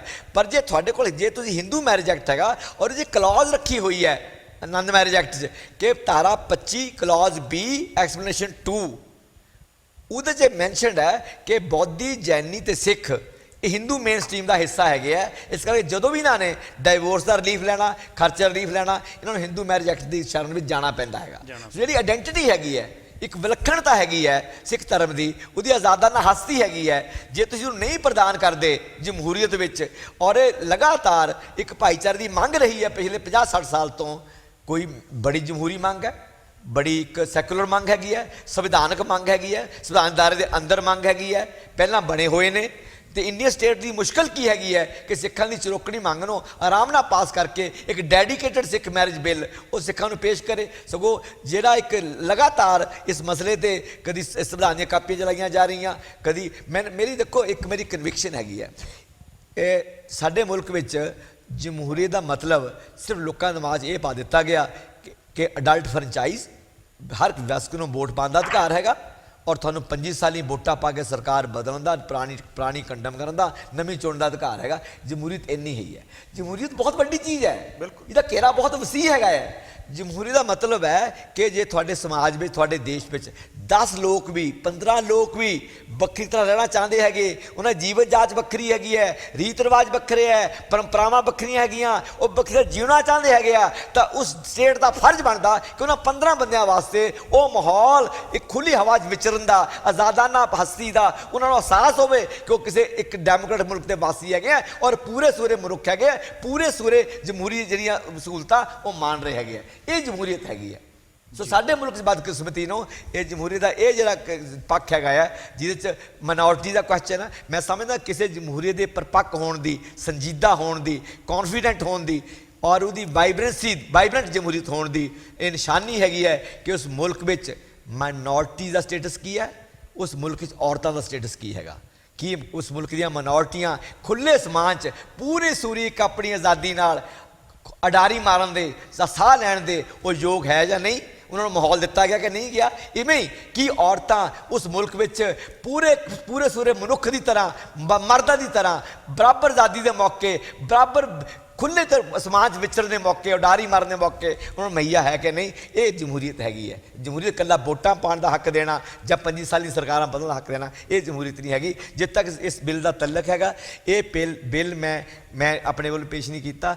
ਮੇਰੇ ਦਿਲ ਸੀਗਾ ਕਿ ਜਦੋਂ ਮੈਨੂੰ ਮੌਕਾ ਮਿਲਿਆ, ਪਹਿਲਾ ਹੀ ਮੌਕਾ ਮਿਲਿਆ, ਪਹਿਲੇ ਸਾਲ ਹੀ ਸਿੱਖ ਸਕਾਲਰਾਂ, ਸਿੱਖ ਚਿੰਤਕਾਂ, ਸਿੱਖ ਬੁੱਧੀਜੀਵੀਆਂ, ਸਿੱਖ ਫਿਲਾਸਫਰਾਂ ਨਾਲ ਮੈਂ ਗੱਲਬਾਤ ਕਰਕੇ, ਜਿਹਨਾਂ ਸਰਦਾਰ ਗੁਰਤੇਜ ਸਿੰਘ ਜੀ IAS, KTS ਤੁਲਸੀ ਜੀ ਬੜੇ ਇੰਪੋਰਟੈਂਟ ਵਕੀਲ ਨੇ, ਉਹਨਾਂ ਕੋਲ ਸਲਾਹ ਲਿੱਤੀ ਹੋਈ ਸੀਗੀ, ਪਹਿਲਾਂ ਸਾਰਾ ਕੁਝ ਇੰਤਜ਼ਾਮ ਕਰਕੇ ਇਹ ਮੈਂ ਪੇਸ਼ ਕੀਤਾ ਹੈਗਾ। ਇਹ ਪਹਿਲਾ ਮਰਹਲਾ ਪਾਸ ਕਰ ਗਿਆ। ਉਹ ਸੀਗਾ ਜਿਹੜੀ ਲੈਜਿਸਲੇਟਿਵ ਬ੍ਰਾਂਚ ਹੈ ਪਾਰਲੀਮੈਂਟ ਦੀ, ਉਹਦੇ ਕੋਲ ਬਿੱਲ ਭੇਜਿਆ, 40-45 ਪੇਜ ਦਾ ਬਿੱਲ ਹੈਗਾ। ਉਹਨੇ ਕਿਹਾ, ਉਹਨੇ ਸਟੱਡੀ ਕੀਤਾ ਹਫਤੇ ਵਾਸਤੇ, ਔਰ ਕਲਾਸ ਬਾਈ ਕਲਾਸ ਦੇਖਿਆ ਹੈਗਾ। ਉਹਨੇ ਦੇਖਿਆ ਕਿ ਬਿੱਲ ਬਿਲਕੁਲ ਇਹ ਪੇਸ਼ ਕਰਨ ਦੇ ਕਾਬਲ ਹੈਗਾ। ਮੈਨੂੰ ਖਰੀ ਝੰਡੀ ਮਿਲ ਗਈ। ਪਾਰਲੀਮੈਂਟ ਪੇਸ਼ ਹੋਇਆ, ਲੋਕਾਂ ਨੇ ਯੈਸ ਕਹਿ ਕੇ ਐਡਮਿਟ ਕਰ ਲਿਆ ਹੈ। ਹੁਣ ਇਹ ਬਿੱਲ ਐਡਮਿਟ ਹੋ ਗਿਆ। ਪਹਿਲੇ ਮਤਲਬ ਨਹੀਂ ਤਾਂ ਐਡਮਿਟ ਬਿੱਲ ਐਡਮਿਟ ਨਹੀਂ ਹੁੰਦਾ। ਸੋ ਐਡਮਿਟ ਹੋਣਾ ਪਹਿਲਾ ਕਦਮ ਸੀਗਾ ਜੀ। ਹੁਣ ਇਹ ਬਿੱਲ ਜਾਊਗਾ ਸਿਲੈਕਟ ਕਮੇਟੀ ਕੋਲ ਜੀ, ਚਲਾ ਗਿਆ ਜੀ। ਉਹਨੂੰ ਕਿੰਨਾ ਟਾਈਮ ਹੋਰ ਲੱਗ ਸਕਦਾ? ਸਿਲੈਕਟ ਕਮੇਟੀ ਦਾ ਉਮੀਦ ਹੈ ਕਿ ਜ਼ਿਆਦਾ ਇਸ ਸੈਸ਼ਨ ਦੇ ਅੰਤ ਵਿੱਚ, ਯਾਨੀ ਕਿ ਮਈ ਦੇ ਤੀਜੇ ਹਫਤੇ, ਜਾਂ ਜਿਹੜਾ ਮੌਨਸੂਨ ਸੈਸ਼ਨ ਹੈ ਉਹਦੇ ਪਹਿਲੇ ਹਫਤੇ। ਅਜੇ ਸਟੇਜਾਂ ਕਈ ਨੇ ਜੀ। ਸਿਲੈਕਟ ਕਮੇਟੀ ਬਿੱਲ ਨੇ A ਤੇ B ਕੈਟਾਗਰੀ ਡਿਵਾਈਡ ਹੋਣਾ ਜੀ। ਤੇ ਮੈਂ ਸਿਲੈਕਟ ਕਮੇਟੀ ਚੇਅਰਮੈਨ ਨੂੰ ਮਿਲਿਆ ਸੀਗਾ, ਮਿਸਟਰ ਥੰਬੂਦਰਾਏ ਹੈਗੇ ਆ ਅੰਨਾ DMK ਦੇ। ਕਹਿੰਦੇ ਸੀ ਗਾਂਧੀ ਤੇਰਾ ਬਿੱਲ ਕਿਉਂਕਿ 3 ਕਰੋੜ ਮਾਈਨੋਰਟੀ ਨੂੰ ਬਿਲੋਂਗ ਕਰਦਾ ਹੈਗਾ, ਤੇਰਾ ਬਿੱਲ ਲਾਜ਼ਮੀ ਤੌਰ ਤੇ A ਕੈਟਾਗਰੀ ਜਾਊਗਾ ਜੀ। ਫਿਰ ਜੋ A ਕੈਟਾਗਰੀ ਚਲਾ ਗਿਆ ਜੀ। ਮੈਂ ਇਸ ਬਿੱਲ ਨਾਲ ਜੁੜਿਆ ਇੱਕ ਛੋਟਾ ਜਿਹਾ ਸਵਾਲ ਵਿੱਚ ਨਾਲ ਤੁਹਾਡੇ ਕਰ ਲੈਣਾ ਚਾਹੁੰਦਾ। ਜਿੱਦਾਂ ਮੁਸਲਿਮ ਪਰਸਨਲ ਲਾ ਬੋਰਡ ਬਣਿਆ ਹੋਇਆ ਇੱਕ, ਉਹ ਮੁਸਲਿਮ ਔਰਤਾਂ ਦੇ ਸਵਾਲ ਦੇ ਉੱਤੇ ਐਸੇ ਨੁਕਤਿਆਂ ਦੇ ਉੱਤੇ ਐਂਟੀ ਵਿਮਨ ਸਟੈਂਡ ਲੈ ਲੈਂਦਾ। ਕੀ ਆਨੰਦ ਮੈਰਿਜ ਐਕਟ ਦੇ ਵਿੱਚ ਇਦਾਂ ਦਾ ਕੋਈ ਬੋਰਡ, ਸਿੱਖ ਬੋਰਡ ਤਾਂ ਨਹੀਂ ਬਣ ਜਾਏਗਾ ਜਿਹੜਾ ਮੁੜ ਕੇ ਔਰਤਾਂ ਦੇ ਖਿਲਾਫ ਉਸੇ ਤਰ੍ਹਾਂ ਬਿਹੇਵ ਕਰੇ ਜਿਵੇਂ ਇਸਲਾਮ ਦੇ ਨਾਂ ਦੇ ਉੱਤੇ ਮੁਸਲਿਮ ਬੋਰਡ ਕਰਦਾ? ਐਸਾ ਦੀ ਕੋਈ ਸੰਭਾਵਨਾ ਤਾਂ ਨਹੀਂ ਉਸ ਬਿੱਲ ਵਿੱਚ ਹੋਏਗੀ? ਸਰ ਮੈਂ ਇਨਸ਼ੋਰ ਕੀਤਾ ਪਹਿਲਾਂ ਕਿ ਜੇ ਇਸ ਬਿੱਲ ਵਿੱਚ, ਜਿਵੇਂ ਕੁਝ ਲੋਕਾਂ ਨੇ ਪਹਿਲਾਂ ਰੌਲਾ ਪਾਇਆ ਸੀਗਾ, ਸਿੱਖ ਕਲਰਜੀ ਦੇ ਵੱਲੋਂ ਕੁਝ ਤਾਕਤਾਂ ਨੇ ਕਿ ਤਲਾਕ ਨਹੀਂ, ਮਤਲਬ ਕੁਝ ਕਲੌਜ਼ਾਂ ਨਹੀਂ ਪੈਣ ਦੇਣੀਆਂ, ਔਰ ਮੈਨੂੰ ਉਹਨਾਂ ਨੇ ਕਿਹਾ ਸੀ, ਔਰ ਮੈਂ ਜਿਹਨਾਂ ਬਿੱਲ ਡਰਾਫਟ ਕੀਤਾ ਹੈਗਾ ਕਿ ਅਸੀਂ ਦੇ ਬਿਲਕੁਲ ਸਖਤ ਖਿਲਾਫ ਹੈ। ਇਹ ਪੂਰਾ ਮਾਡਰਨ ਬਿੱਲ ਹੈਗਾ, 21ਵੀਂ ਸਦੀ ਦੇ ਹਾਣ ਦਾ ਬਿੱਲ ਹੈਗਾ, ਔਰ ਔਰਤਾਂ ਦੇ ਅਧਿਕਾਰਾਂ ਦੀ ਪੂਰੀ ਰਾਖੀ ਕਰਦਾ ਹੈਗਾ। ਹਿੰਦੂ ਮੈਰਿਜ ਐਕਟ ਕੋਲ ਵੀ ਕਦਮ ਅੱਗੇ ਹੈਗਾ ਹੈ। ਸੋ ਬੜਾ ਮਾਡਰਨ ਤੇ ਇੱਕ ਜੋ ਸਿੱਖ ਧਰਮ 'ਚ ਔਰਤਾਂ ਪ੍ਰਤੀ ਜੋ ਰੁਤਬਾ ਹੈਗਾ ਹੈ, ਉਹਦੀ ਜਿਹੜੀ ਭਾਵਨਾ ਹੈਗਾ ਉਹਦੇ ਅਨੁਰੂਪ ਹੈਗਾ ਆ। ਸੋ ਤੁਹਾਨੂੰ ਖਦਸ਼ਾ ਬਿਲਕੁਲ ਨਹੀਂ ਚਾਹੀਦਾ ਹੈਗਾ ਕਿ ਸਿੱਖ ਮੈਰਿਜ ਬਿੱਲ ਵਿੱਚ ਔਰਤਾਂ ਦੇ ਖਿਲਾਫ ਕੋਈ ਵੀ ਇਹੋ ਜਿਹੀ ਧਾਰਾ ਆ ਸਕਦੀ ਹੈ ਜਾਂ ਵਿੱਚ ਹੈਗੀ ਹੈ ਜਿਹੜੀ ਆਪਾਂ ਨੂੰ ਨਮੋਸ਼ੀ ਦਾ ਕਾਰਨ ਬਣਨਾ ਪਵੇ ਜੀ। ਇੱਕ ਰਾਜ ਦਾ ਸਵਾਲ ਸੀਗਾ ਕਿ ਭਗਵੰਤ ਮਾਨ ਹੁਣਾਂ ਬਾਰੇ ਜੀ, ਤੁਹਾਡੀ ਜਿਹੜੀ ਇੱਕ ਟੇਪ ਦੀ ਗੱਲ ਉਹ ਕਰਦੇ ਸੀ, ਪਲੀਜ਼ ਉਹਦਾ ਵੀ ਜਵਾਬ ਦੇ ਦਿਓ। ਦੇਖੋ ਜੀ, ਸਮਾਂ ਸਾਡੇ ਕੋਲ ਬਹੁਤ ਥੋੜਾ, ਸਵਾਲ ਮੇਰੇ ਕੋਲ ਹਾਲੇ ਬਹੁਤ ਬਚੇ ਦੇਖੋ ਜੀ, ਮੇਰੀ ਬੇਨਤੀ ਹੈਗੀ ਹੈ ਕਿ ਮੈਂ ਕਦੀ ਸਾਜ਼ਿਸ਼ਾਂ ਨਹੀਂ ਕਰਦਾ ਹੈਗਾ। ਜੋ ਮੈਂ ਕਹਿੰਦਾ ਸਾਫ਼ ਕਹਿੰਦਾ, ਮੈਨੂੰ ਕੋਈ ਬਾਡੀ ਰੱਖੇ ਕੱਢੇ ਮਾਰੇ ਕੁੱਟੇ, ਮੈਂ ਕਦੀ ਸਾਜ਼ਿਸ਼ਾਂ ਨਹੀਂ ਕੀਤੀਆਂ ਨਾ। ਮੈਂ ਇੱਦਾਂ ਦਾ ਬੰਦਾ, ਮੈਂ ਡਾਕਟਰ ਹੈਗਾ ਤੇ ਪਿੰਡ ਦਾ ਜੰਪਲ ਹੈ, ਦੇਸੀ ਸੁਭਾਅ ਹੈਗਾ ਹੈ, ਮੈਂ ਕਦੀ ਸਾਜ਼ਿਸ਼ਾਂ ਨਹੀਂ ਕਰਦਾ। ਕੀ ਹੋਇਆ ਕਿ ਮੇਰੀ ਕਾਰ 'ਚ ਮੈਨੂੰ ਕੋਈ ਟੈਲੀਫੋਨ ਫੜਾਇਆ ਗਿਆ ਕਿ ਭਗਵੰਤ ਮਾਨ ਸਾਹਿਬ ਗੱਲ ਕਰਨਾ ਚਾਹੁੰਦੇ ਆ। ਮੈਂ ਟੈਲੀਫੋਨ ਫੜ ਲਿਆ। ਮੇਰੇ ਟੈਲੀਫੋਨ 'ਚ ਤੁਸੀਂ ਹੁਣ ਵੀ ਪਤਾ ਕਰ ਲਓ, ਚਾਹੇ CBI ਤੋਂ ਇਨਕੁਆਇਰੀ ਕਰਾ ਲਓ, ਪਾਰਟੀ ਇਨਕੁਆਇਰੀ ਕਰ ਲਵੇ, ਕਿਸੇ ਏਜੰਸੀ ਇਨਕੁਆਇਰੀ ਕਰ ਲਓ ਕਿ ਗਾਂਧੀ ਨੇ ਇਹ ਰਿਕਾਰਡ ਕੀਤੀ ਹੈਗੀ ਹੈ। ਮੈਂ ਬਿਲਕੁਲ, ਮੇਰੇ ਟੈਲੀਫੋਨ 'ਚ ਰਿਕਾਰਡ ਕਰਨ ਦੀ ਸੁਵਿਧਾ ਹੀ ਨਹੀਂ ਹੈਗੀ ਜੀ। ਮੇਰੇ ਟੱਬਰ ਨੂੰ ਪੁੱਛ ਲਓ, ਤੁਸੀਂ ਮੇਰਾ ਟੈਲੀਫੋਨ ਚੈੱਕ ਕਰਾ ਲਓ ਕਿ ਜਿਹੜਾ ਮੇਰਾ ਟੈਲੀਫੋਨ, ਉਹੀ ਟੈਲੀਫੋਨ ਮੇਰੇ ਕੋਲ ਹੈਗਾ ਹੁਣ ਤੱਕ ਜੀ। ਤੇ ਉਹ ਸੁਵਿਧਾ ਨਹੀਂ। ਮੈਂ ਟੈਲੀਫੋਨ ਕਿਸੇ ਬੰਦੇ ਨੇ ਫੜਾਇਆ ਕਿ ਭਗਵੰਤ ਮਾਨ ਨਾਲ ਗੱਲ ਕਰ ਲਓ। ਮੈਂ ਗੱਲ ਕਰਨ ਲੱਗਿਆ, ਭਗਵੰਤ ਸਾਹਿਬ ਨੇ ਬੋਲਣਾ ਸ਼ੁਰੂ ਕਰਤਾ ਹੈਗਾ ਤੇ ਮੈਂ ਤਾਂ ਮੱਤਰ ਗਿਆ ਆਪ। ਮਤਲਬ ਕਿ ਉਹ ਹੀ ਵਾਸ ਟਾਕਿੰਗ ਨਾਨ ਸਟਾਪ। ਧਿਆਨ ਨਾਲ ਸੁਣਿਓ ਤੁਸੀਂ। ਮੈਂ ਹਾਂਜੀ ਹੂੰ ਜੀ ਕਹਿ ਕੇ, ਹਾਂਜੀ ਹੂੰ ਜੀ ਕਹਿ ਕੇ ਬੁੱਤਾ ਸਾਰੀ ਗਿਆ ਹੈਗਾ। ਐਟ ਦਾ ਐਂਡ ਮੈਂ ਟੈਲੀਫੋਨ ਫੜਾ ਦਿੱਤਾ। ਤੇ ਉਹ ਟੈਲੀਫੋਨ ਕਿਹਨੇ ਮੈਨੂੰ ਫੜਾਇਆ, ਉਹਦਾ ਮਕਸਦ ਕੀ ਸੀਗਾ, ਉਹ ਕਨਵਰਸੇਸ਼ਨ ਕਿਹਦੇ ਕੋਲ ਗਈ ਹੈ, ਉਹ ਆਫਟਰ 6 ਮੰਥ 8 ਮੰਥ ਕਿਉਂ ਰਿਲੀਜ਼ ਹੋਈ ਹੈਗੀ ਹੈ, ਉਹਨੇ ਉਹਨੇ ਕਿਹਦਾ ਪਰਪਸ ਸਰਵ ਕੀਤਾ, ਕਿਹਨੂੰ ਨਫਾ ਪਹੁੰਚਾਇਆ, ਕਿਹਨੂੰ ਨੁਕਸਾਨ ਪਹੁੰਚਾਇਆ, ਮੈਨੂੰ ਕੁਛ ਨਹੀਂ ਪਤਾ ਜੀ।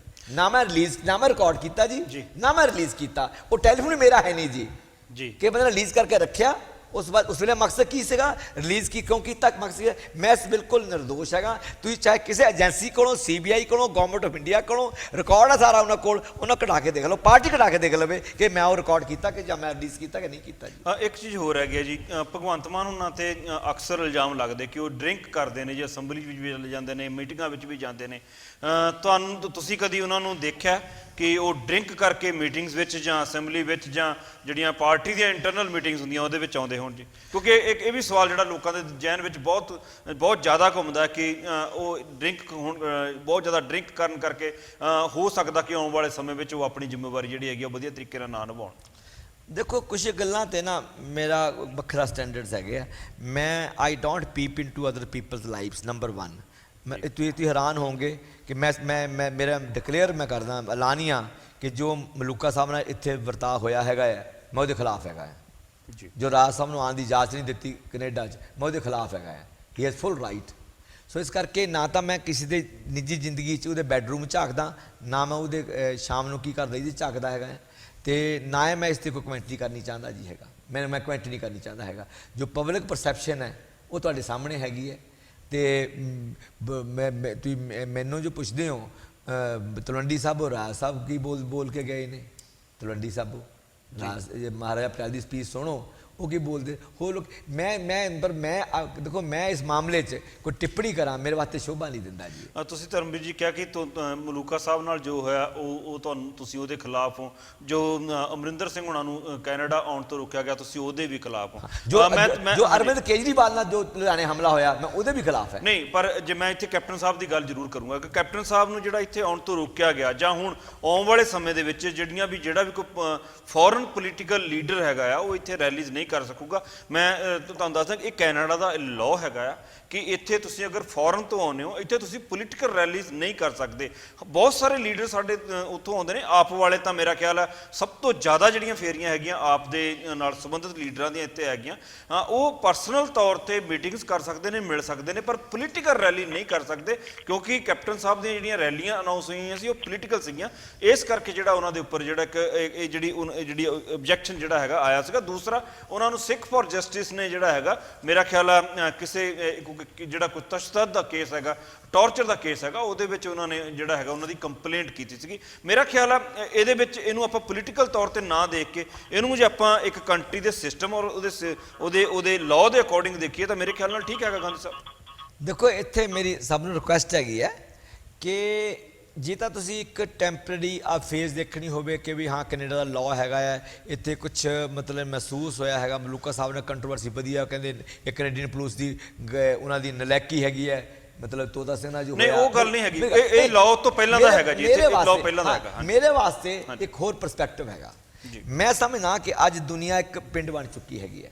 ਜੇ ਇਕਨੋਮੀ ਗਲੋਬਲ ਹੋ ਗਈ ਹੈ, ਉਹਦੀਆਂ ਪ੍ਰੋਬਲਮਸ ਗਲੋਬਲ ਹੋਣ ਜਾ ਰਹੀਆਂ ਹੈਗੀਆਂ, ਕੈਪੀਟਲ ਗਲੋਬਲ ਹੈ, ਲੇਬਰ ਗਲੋਬਲ ਹੈਗਾ, ਪ੍ਰੋਬਲਮਸ ਗਲੋਬਲ ਹੈ, এনवायरमेंट ਗਲੋਬਲ ਹੈਗਾ ਆ, ਤੇ ਜਿਹੜੀ ਮਤਲਬ ਫਲਾਈਟ ਆਫ ਆਈਡੀਆਜ਼ ਹੈਗੇ ਹੈ ਜਾਂ ਸਿਆਸਤ ਹੈਗੀ ਹੈ, ਉਹਨੇ ਕੱਲ੍ਹ ਨੂੰ ਗਲੋਬਲ ਹੋਣਾ ਹੀ ਹੋਣਾ ਹੈਗਾ। Anybody from Canada will have the right to talk to people of India on issues concerning labour, concerning environment. So ਮੈਨੂੰ ਸਮਝਦਾ ਇਹ ਬਾਉਂਡਰੀਆਂ ਕ੍ਰੀਏਟ ਕੀਤੀਆਂ ਜਾ ਰਹੀਆਂ ਹੈਗੀਆਂ ਕਿ ਵੀ ਆਹ ਤਾਂ ਕੈਪੀਟਲ ਤਾਂ ਗਲੋਬਲ ਕਰ ਲਓ, ਦੁਨੀਆ ਕੋਨੇ ਕੈਪੀਟਲ ਲੁੱਟ ਕਰਨ ਵਾਸਤੇ ਚੱਲ ਜਾਵੇ, ਪਰ ਜਦ ਆਈਡੀਆਜ਼ ਹੈਗੇ ਹੈ, ਹਾਲਾਂਕਿ ਮੈਂ ਨਾ ਇੰਨੀ ਸਕੀਨਨ ਦਾਇਰੇ 'ਚ ਨਹੀਂ ਦੇਖਦਾ, ਮਹਾਰਾਜ ਰੈਲੀ ਨਾਲ ਨਹੀਂ ਜੋੜ ਕੇ ਦੇਖਦਾ, ਮੈਂ ਇੱਕ ਆਈਡੀਆ ਲੈਵਲ ਜੋੜ ਕੇ ਦੇਖਦਾ ਹੈਗਾ। ਤੇ ਹੋ ਸਕਦਾ ਕਿ ਸਾਨੂੰ ਜਿਹੜਾ ਆਈਡੀਆ ਨੂੰ ਵੀ, ਜੇ ਕੈਪੀਟਲ ਗਲੋਬਲ ਹੈ ਤਾਂ ਆਈਡੀਆ ਤੇ ਸਟਰਗਲ ਵੀ ਗਲੋਬਲ ਹੋਣੀ ਚਾਹੀਦੀਆਂ। ਉਹ ਵੀ ਮਤਲਬ ਜਿਹੜੀ ਗਾਂਧੀ ਸਾਹਿਬ ਜਿਹੜੀ ਪੋਲੀਟੀਕਲ ਰੈਲੀਜ਼ ਜਦੋਂ ਇੱਥੀਆਂ, ਜਿਹੜਾ ਉਹਦੇ ਨਾਲ ਲੋਕਾਂ ਦੇ ਵਿੱਚ ਇੱਕ ਖਲਾਅ ਪੈਦਾ ਹੁੰਦਾ, ਇੱਕ ਮਾਹੌਲ ਪੈਦਾ ਹੁੰਦਾ, ਜਿਹੜੀ ਇੱਕ ਸਟ੍ਰੈਸ ਇੱਥੇ ਲੈਵਲ ਆਉਂਦੀ ਆ, ਉਹ ਉਸ ਚੀਜ਼ ਨੂੰ ਦੇਖਦਾ ਹੋਇਆ ਜਿਹੜੀ ਕੈਨੇਡੀਅਨ ਗਵਰਨਮੈਂਟ ਹੈਗੀ, ਉਹਨੇ ਸਿਰਫ ਪੰਜਾਬ ਦੀਆਂ ਰੈਲੀਜ਼ ਬੰਦ ਨਹੀਂ ਕੀਤੀਆਂ, ਉਹਨੇ ਫੋਰਨ ਗਵਰਨਮੈਂਟਸ ਦੀ ਤਕਰੀਬਨ ਸਾਰਿਆਂ ਨੂੰ ਇਹ ਗੱਲ ਕੀਤੀ ਹੈ ਕਿ ਜੇ ਉਹਨਾਂ ਦੇ ਕੰਟਰੀ ਦੇ ਵਿੱਚ ਕੋਈ ਸਟ੍ਰੈਸ ਹੈਗੀ ਆ ਤਾਂ ਉਹਦੀ ਰੈਲੀ ਇਸ ਕੰਟਰੀ ਵਿੱਚ ਨਾ ਕੀਤੀ ਜਾਵੇ। ਇੱਥੇ ਦਾ ਸਿਸਟਮ ਜਿਹੜਾ ਹੈਗਾ ਉਹਨੂੰ ਪੋਲਾਈਟ ਰਹਿਣ ਦਿੱਤਾ ਜਾਵੇ, ਉਹਨੂੰ ਇੱਕ ਸਮੂਥ ਰਹਿਣ ਦਿੱਤਾ ਜਾਵੇ। ਚਲੋ ਆਪਾਂ ਇਸ ਗੱਲ ਦੇ ਉੱਪਰ ਬਹਿਸ ਨਹੀਂ ਕਰਾਂਗੇ, ਆਪਾਂ ਅੱਗੇ ਚੱਲਦੇ ਹਾਂ। ਮੇਰਾ ਜਿਹੜਾ ਅਗਲਾ ਸਵਾਲ ਹੈਗਾ ਜੀ ਤੁਹਾਨੂੰ, ਉਹ ਹੈ ਕਿ ਇਸ ਵੇਲੇ ਜਿਹੜੀ ਆਪ ਹੈਗੀ ਆ ਉਹ ਤੁਹਾਨੂੰ ਵੱਖਰੇਵਾਂ ਕਰਦੀ ਹੈ, ਤੁਹਾਨੂੰ ਵਖੇਰਦੀ ਹੈ, ਪਰ ਤੁਸੀਂ ਆਪ ਨਾਲੋਂ ਆਪਣੇ ਆਪ ਨੂੰ ਵੱਖਰਾ ਕਰਕੇ ਨਹੀਂ ਦੇਖ ਰਹੇ। ਇਹਦਾ ਕਾਰਨ ਕੀ ਆ ਜੀ? ਕੀ ਕਾਰਨ ਹੈਗਾ? ਦੂਸਰਾ ਨਾਲ ਹੀ ਹੈਗਾ ਕਿ ਜਿਹੜਾ ਆਨੰਦ ਮੈਰਿਜ ਐਕਟ ਹੈਗਾ, ਇਹਦੇ ਵਿੱਚ ਕੁਝ ਸੁਰਾਂ ਉੱਠ ਰਹੀਆਂ ਕਿ ਤੁਸੀਂ ਇਹਦਾ ਜਿਹੜਾ ਹੈਗਾ ਆਉਣ ਵਾਲੇ ਸਮੇਂ ਦੇ ਵਿੱਚ ਪੰਥਕ ਵੋਟ ਜਿਹੜੀ ਹੈਗੀ ਆ ਉਹਨੂੰ ਪੋਲਰਾਈਜੇਸ਼ਨ ਕਰਨ ਵਾਸਤੇ ਜਿਹੜਾ ਹੈਗਾ ਇਸ ਮੁੱਦੇ ਨੂੰ ਜਿਹੜਾ ਚੱਕ ਰਿਹਾ ਹੈਗੇ। ਇਹ ਜਿਹੜੀ ਪਬਲਿਕ ਵਿੱਚੋਂ ਦੋਨੋਂ ਸਵਾਲ ਆ ਰਹੇ ਨੇ, ਮੈਂ ਉਹਦੇ ਬਾਰੇ ਗੱਲ ਕਰਨੀ ਚਾਹਾਂਗਾ ਜੀ। ਦੇਖੋ, ਪਹਿਲੀ ਗੱਲ ਤਾਂ ਇਹ ਹੈ ਕਿ ਮੈਂ ਸੈਕਿੰਡ ਦਾ ਜਵਾਬ ਪਹਿਲਾਂ ਦਿੰਦਾ ਹੈਗਾ ਕਿ ਪੰਥਕ ਵੋਟਰ ਨੂੰ ਮੈਂ ਕਿਹਦੇ ਹੱਕ 'ਚ ਪੋਲਰਾਈਜ਼ ਕਰਨਾ? ਆਪ ਤਾਂ ਮੇਰੇ ਨਾਲ ਹੈ ਨਹੀਂ, ਉਹ ਤਾਂ ਮੈਨੂੰ ਸਮਝ, ਮੈਂ ਉਹੀ ਕਹਿ ਰਿਹਾ ਨਾ, ਤੁਸੀਂ ਆਪਣੇ ਹੱਕ ਦੇ ਵਿੱਚ, ਕਿਉਂਕਿ ਆਉਣ ਵਾਲੇ ਸਮੇਂ ਦੇ ਵਿੱਚ ਜੇ ਤੁਹਾਡੇ ਨਾਲ ਆਪ ਨਹੀਂ ਹੋਏਗੀ ਔਰ ਤੁਸੀਂ ਇਲੈਕਸ਼ਨ ਲੜੋਗੇ ਤੇ ਤੁਹਾਨੂੰ ਮੇਰਾ ਖਿਆਲ ਮੈਂ ਇਲੈਕਸ਼ਨ ਲੜਨਾ ਹੀ ਨਹੀਂ ਹੈਗਾ, ਮੈਂ ਇਲੈਕਸ਼ਨ ਲੜਨਾ ਹੀ ਨਹੀਂ ਹੈਗਾ, ਮੈਂ ਕੋਈ ਪੋਲੀਟੀਕਲ ਆਊਟਪੁੱਟ ਬਣਾਉਣ ਹੀ ਨਹੀਂ ਜਾ ਰਿਹਾ ਹੈਗਾ। ਇਹ ਮੇਰੀ ਤੁਹਾਡੇ ਖਿਆਲ ਹੈ ਕਿ ਮੈਂ ਇੰਨਾ ਇਹਦਾ ਮਤਲਬ ਹੈ ਕਿ ਤੁਸੀਂ ਜਿਹੜੀ 5 ਸਾਲ ਦੀ ਟਰਮ ਹੈਗੀ ਹੈ ਪੂਰੀ ਕਰਨ ਤੋਂ ਮੈਂ ਇੰਨਾ ਪੈਟੀ ਹੈਗਾ ਕਿ ਮੈਂ ਆਪਣੀ, it is my democratic conviction democracy, conviction in my secularism, conviction in federalism and justice which has made me to move Sikh Marriage Act। मतलब ही नहीं और कोई कारण ਦਾ ਕੋਈ, ਮੈਂ ਕੋਈ ਮਾਈਲੇਜ ਨਹੀਂ ਲੈਣੀ। You may not see me on political stages after 2, 3, 4 years। ਨਾ ਮੇਰੇ ਪਿਓ ਨੇ ਸਿਆਸਤ ਕੀਤੀ ਹੈ, ਹੀ ਵਾਜ਼ ਅ ਟੀਚਰ, ਨਾ ਮੈਂ ਸਿਆਸਤ ਕਰਨੀ ਹੈ, ਨਾ ਮੇਰੇ ਮੁੰਡੇ ਨੇ ਸਿਆਸਤ ਕਰਨੀ ਹੈ, ਨਾ ਮੈਂ ਕੋਈ ਪ੍ਰੋਫੈਸ਼ਨਲ ਸਿਆਸਤਦਾਨ ਹੈ ਕਿ ਸਾਡੀ ਖਾਨਦਾਨ ਸਿਆਸਤ ਹੈਗੀ। ਮੈਂ ਤਾਂ ਹਿਸਟਰੀ ਦੇ ਇੱਕ ਪਰਟੀਕੂਲਰ ਜੰਕਚਰ ਤੇ ਇੱਕ ਮੌਕਾ ਮੇਰੇ ਅਜਿਹਾ ਬਣਿਆ ਕਿ ਮੈਨੂੰ ਲੱਗਿਆ ਕਿ ਹਿੰਦੁਸਤਾਨ ਬਦਲ ਰਿਹਾ, ਪੰਜਾਬ ਬਦਲ ਰਿਹਾ, ਦੁਨੀਆ ਬਦਲ ਰਹੀ ਹੈਗੀ ਹੈ ਤੇ ਮੈਨੂੰ ਹਿੱਸਾ ਬਣਨਾ ਚਾਹੀਦਾ, ਉਸ ਕਰਕੇ ਮੈਂ ਆਇਆ ਹੈਗਾ।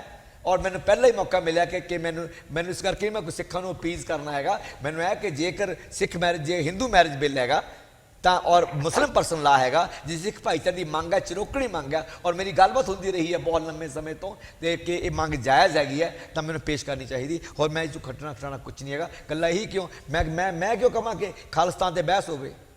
ਮੈਨੂੰ ਲੋਕੀ ਕਹਿੰਦੇ ਨੇ ਕਿ ਤੂੰ ਆਪਣਾ ਕਾਮਰੇਡ ਸਮਝਦਾ ਹੈਗਾ ਹੈ, ਤੂੰ ਕਿਉਂ ਖੋਲ੍ਹਣਾ ਚਾਹੁੰਦਾ? ਮੈਂ ਕਹਿੰਦਾ ਕਿ ਤੁਸੀਂ ਟਰੁੱਥ ਐਂਡ ਰੀਕਨਸਿਲੀਏਸ਼ਨ ਜੋ ਖਾਲਿਸਤਾਨ ਨਾਂ ਤੇ ਹੂਆ ਖੜਾ ਕਰਕੇ ਜੋ ਸਾਰਾ ਘਾਣ ਕੀਤਾ ਸਾਰੇ ਪੰਜਾਬ ਦਾ, ਔਰ ਉਲਟਾ ਸਾਡੇ ਸਿਰ ਖਰਚਾ ਪਾਤਾ, ਉਸ ਨਾ ਲਹਿਰ ਖਾੜਕੂ ਲਹਿਰ, ਨਾ ਲੜਾਈ ਅਗੇਂਸਟ ਖਾੜਕੂ ਲਹਿਰ, ਦੋਨੋਂ ਸਾਡੇ ਪ੍ਰੋਡਕਟ ਪੰਜਾਬੀ ਦੇ ਹੈ ਹੀ ਨਹੀਂ ਸੀਗੇ।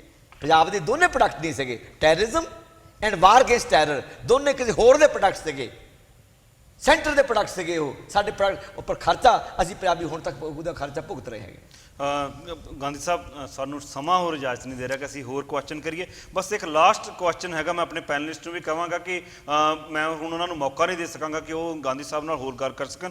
ਆਲਰੇਡੀ ਅਸੀਂ ਜਿਹੜਾ ਹੈਗਾ ਥੋੜ੍ਹਾ ਜਿਹਾ ਲੇਟ ਚੱਲ ਰਹੇ ਹਾਂ। ਇੱਕ ਲਾਸਟ ਕੁਐਸਚਨ ਹੈਗਾ, ਥੋੜ੍ਹੇ ਦਿਨਾਂ ਤੋਂ ਜਿਹੜਾ ਹੈਗਾ ਸੋਸ਼ਲ ਮੀਡੀਆ ਦੇ ਵਿੱਚ ਜਿਹੜੀਆਂ ਤੁਹਾਡੀਆਂ ਕੈਨੇਡਾ ਫੇਰੀ ਦੇ ਦੌਰਾਨ ਗੱਲਾਂ ਉੱਭਰ ਕੇ ਆਈਆਂ, ਉਹਦੇ ਵਿੱਚੋਂ ਇੱਕ ਕੁਐਸਚਨ ਨਿਕਲ ਕੇ ਆਇਆ ਕਿ ਉਹ ਕੁਐਸਚਨ ਇਸ ਤਰ੍ਹਾਂ ਨਿਕਲ ਕੇ ਆਇਆ ਕਿ ਧਰਮਵੀਰ ਗਾਂਧੀ ਕਿਸੇ ਪਾਰਟੀ ਵਿੱਚ ਫਿੱਟ ਨਹੀਂ ਹੋ ਸਕਦਾ ਤੇ ਕੋਈ ਵੀ ਪਾਰਟੀ ਧਰਮਵੀਰ ਗਾਂਧੀ ਵਿੱਚ ਫਿੱਟ ਨਹੀਂ ਹੋ ਸਕਦੀ। ਇਸ ਤਰ੍ਹਾਂ ਦੀਆਂ ਸੁਰਾਂ ਜਿਹੜੀਆਂ ਹੈਗੀਆਂ ਕੀ ਤੁਹਾਨੂੰ ਡਿਸਟਰੈਕਟ ਕਰਦੀਆਂ ਨੇ? ਤੁਸੀਂ ਇਹਨਾਂ ਬਾਰੇ ਕੀ ਕਹਿਣਾ ਚਾਹੋਗੇ ਜੀ?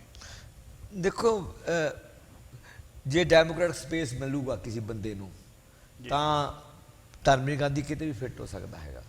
ਮੈਂ ਕੋਈ ਆਈ ਐਮ ਪੋਲੀਟੀਕਲ ਐਨੀਮਲ, ਮੈਨੂੰ ਪਤਾ ਮੈਂ ਇਕੱਲਾ ਕੁਛ ਨਹੀਂ ਕਰ ਸਕਦਾ। ਜਥੇਬੰਦੀ ਚਾਹੀਦੀ ਹੈ, ਇੱਕ ਆਰਗੇਨਾਈਜੇਸ਼ਨ ਚਾਹੀਦੀ ਹੈ, ਇੱਕ ਤਾਣਾ ਬਾਣਾ ਚਾਹੀਦਾ ਜਿਹਨਾਂ ਤੁਸੀਂ ਸਮਾਜ ਨੂੰ ਬਦਲ ਸਕਦੇ ਹੈਗੇ ਆ। ਜੀ ਤੇ ਪਰ ਜੇ ਕੋਈ ਇਹ ਸੋਚੇ ਕਿ ਕਬਰਾਂ ਵਰਗੀ ਸ਼ਾਂਤੀ ਹੋਵੇ ਪਾਰਟੀ ਵਿੱਚ ਤੇ ਉੱਥੇ ਕੋਈ ਗੱਲ ਨਾ ਸੁਣੀ ਜਾਵੇ, ਤੁਸੀਂ ਆਪਣਾ ਵਿਚਾਰ ਵੀ ਨਾ ਰੱਖ ਸਕੋ, ਕਿਉਂਕਿ ਵਿਚਾਰਾਂ ਦੇ ਭੇਡ ਚੋਂ ਹੀ ਸਹੀ ਵਿਚਾਰ ਪੈਦਾ ਹੁੰਦੇ ਹੈਗੇ ਆ।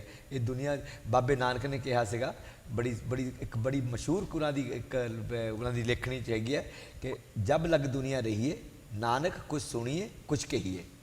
ਜੇ ਸੁਣ ਦੀ ਕਿਸੇ ਸਮਰਥਾ ਹੈ ਨਹੀਂ ਔਰ ਮੇਰੀ ਕਹਿਣ ਦੀ ਮੇਰੇ ਬੁੱਕਤ ਹੈ ਨਹੀਂ ਜਾਂ ਮੇਰੇ ਕਹਿਣ ਦੀ ਬੁੱਕਤ ਹੈ ਨਹੀਂ, ਤਾਂ ਮੈਨੂੰ ਲੱਗਦਾ ਨਹੀਂ ਕੋਈ ਜਥੇਬੰਦੀ, ਕੋਈ ਪਾਰਟੀ, ਕੋਈ ਮੂਵਮੈਂਟ ਅੱਗੇ ਤੁਰ ਸਕਦੀ ਜਾਂ ਉਹ ਸਹੀ ਪਾਸੇ ਤੁਰ ਸਕਦੀ ਹੈ ਜੀ।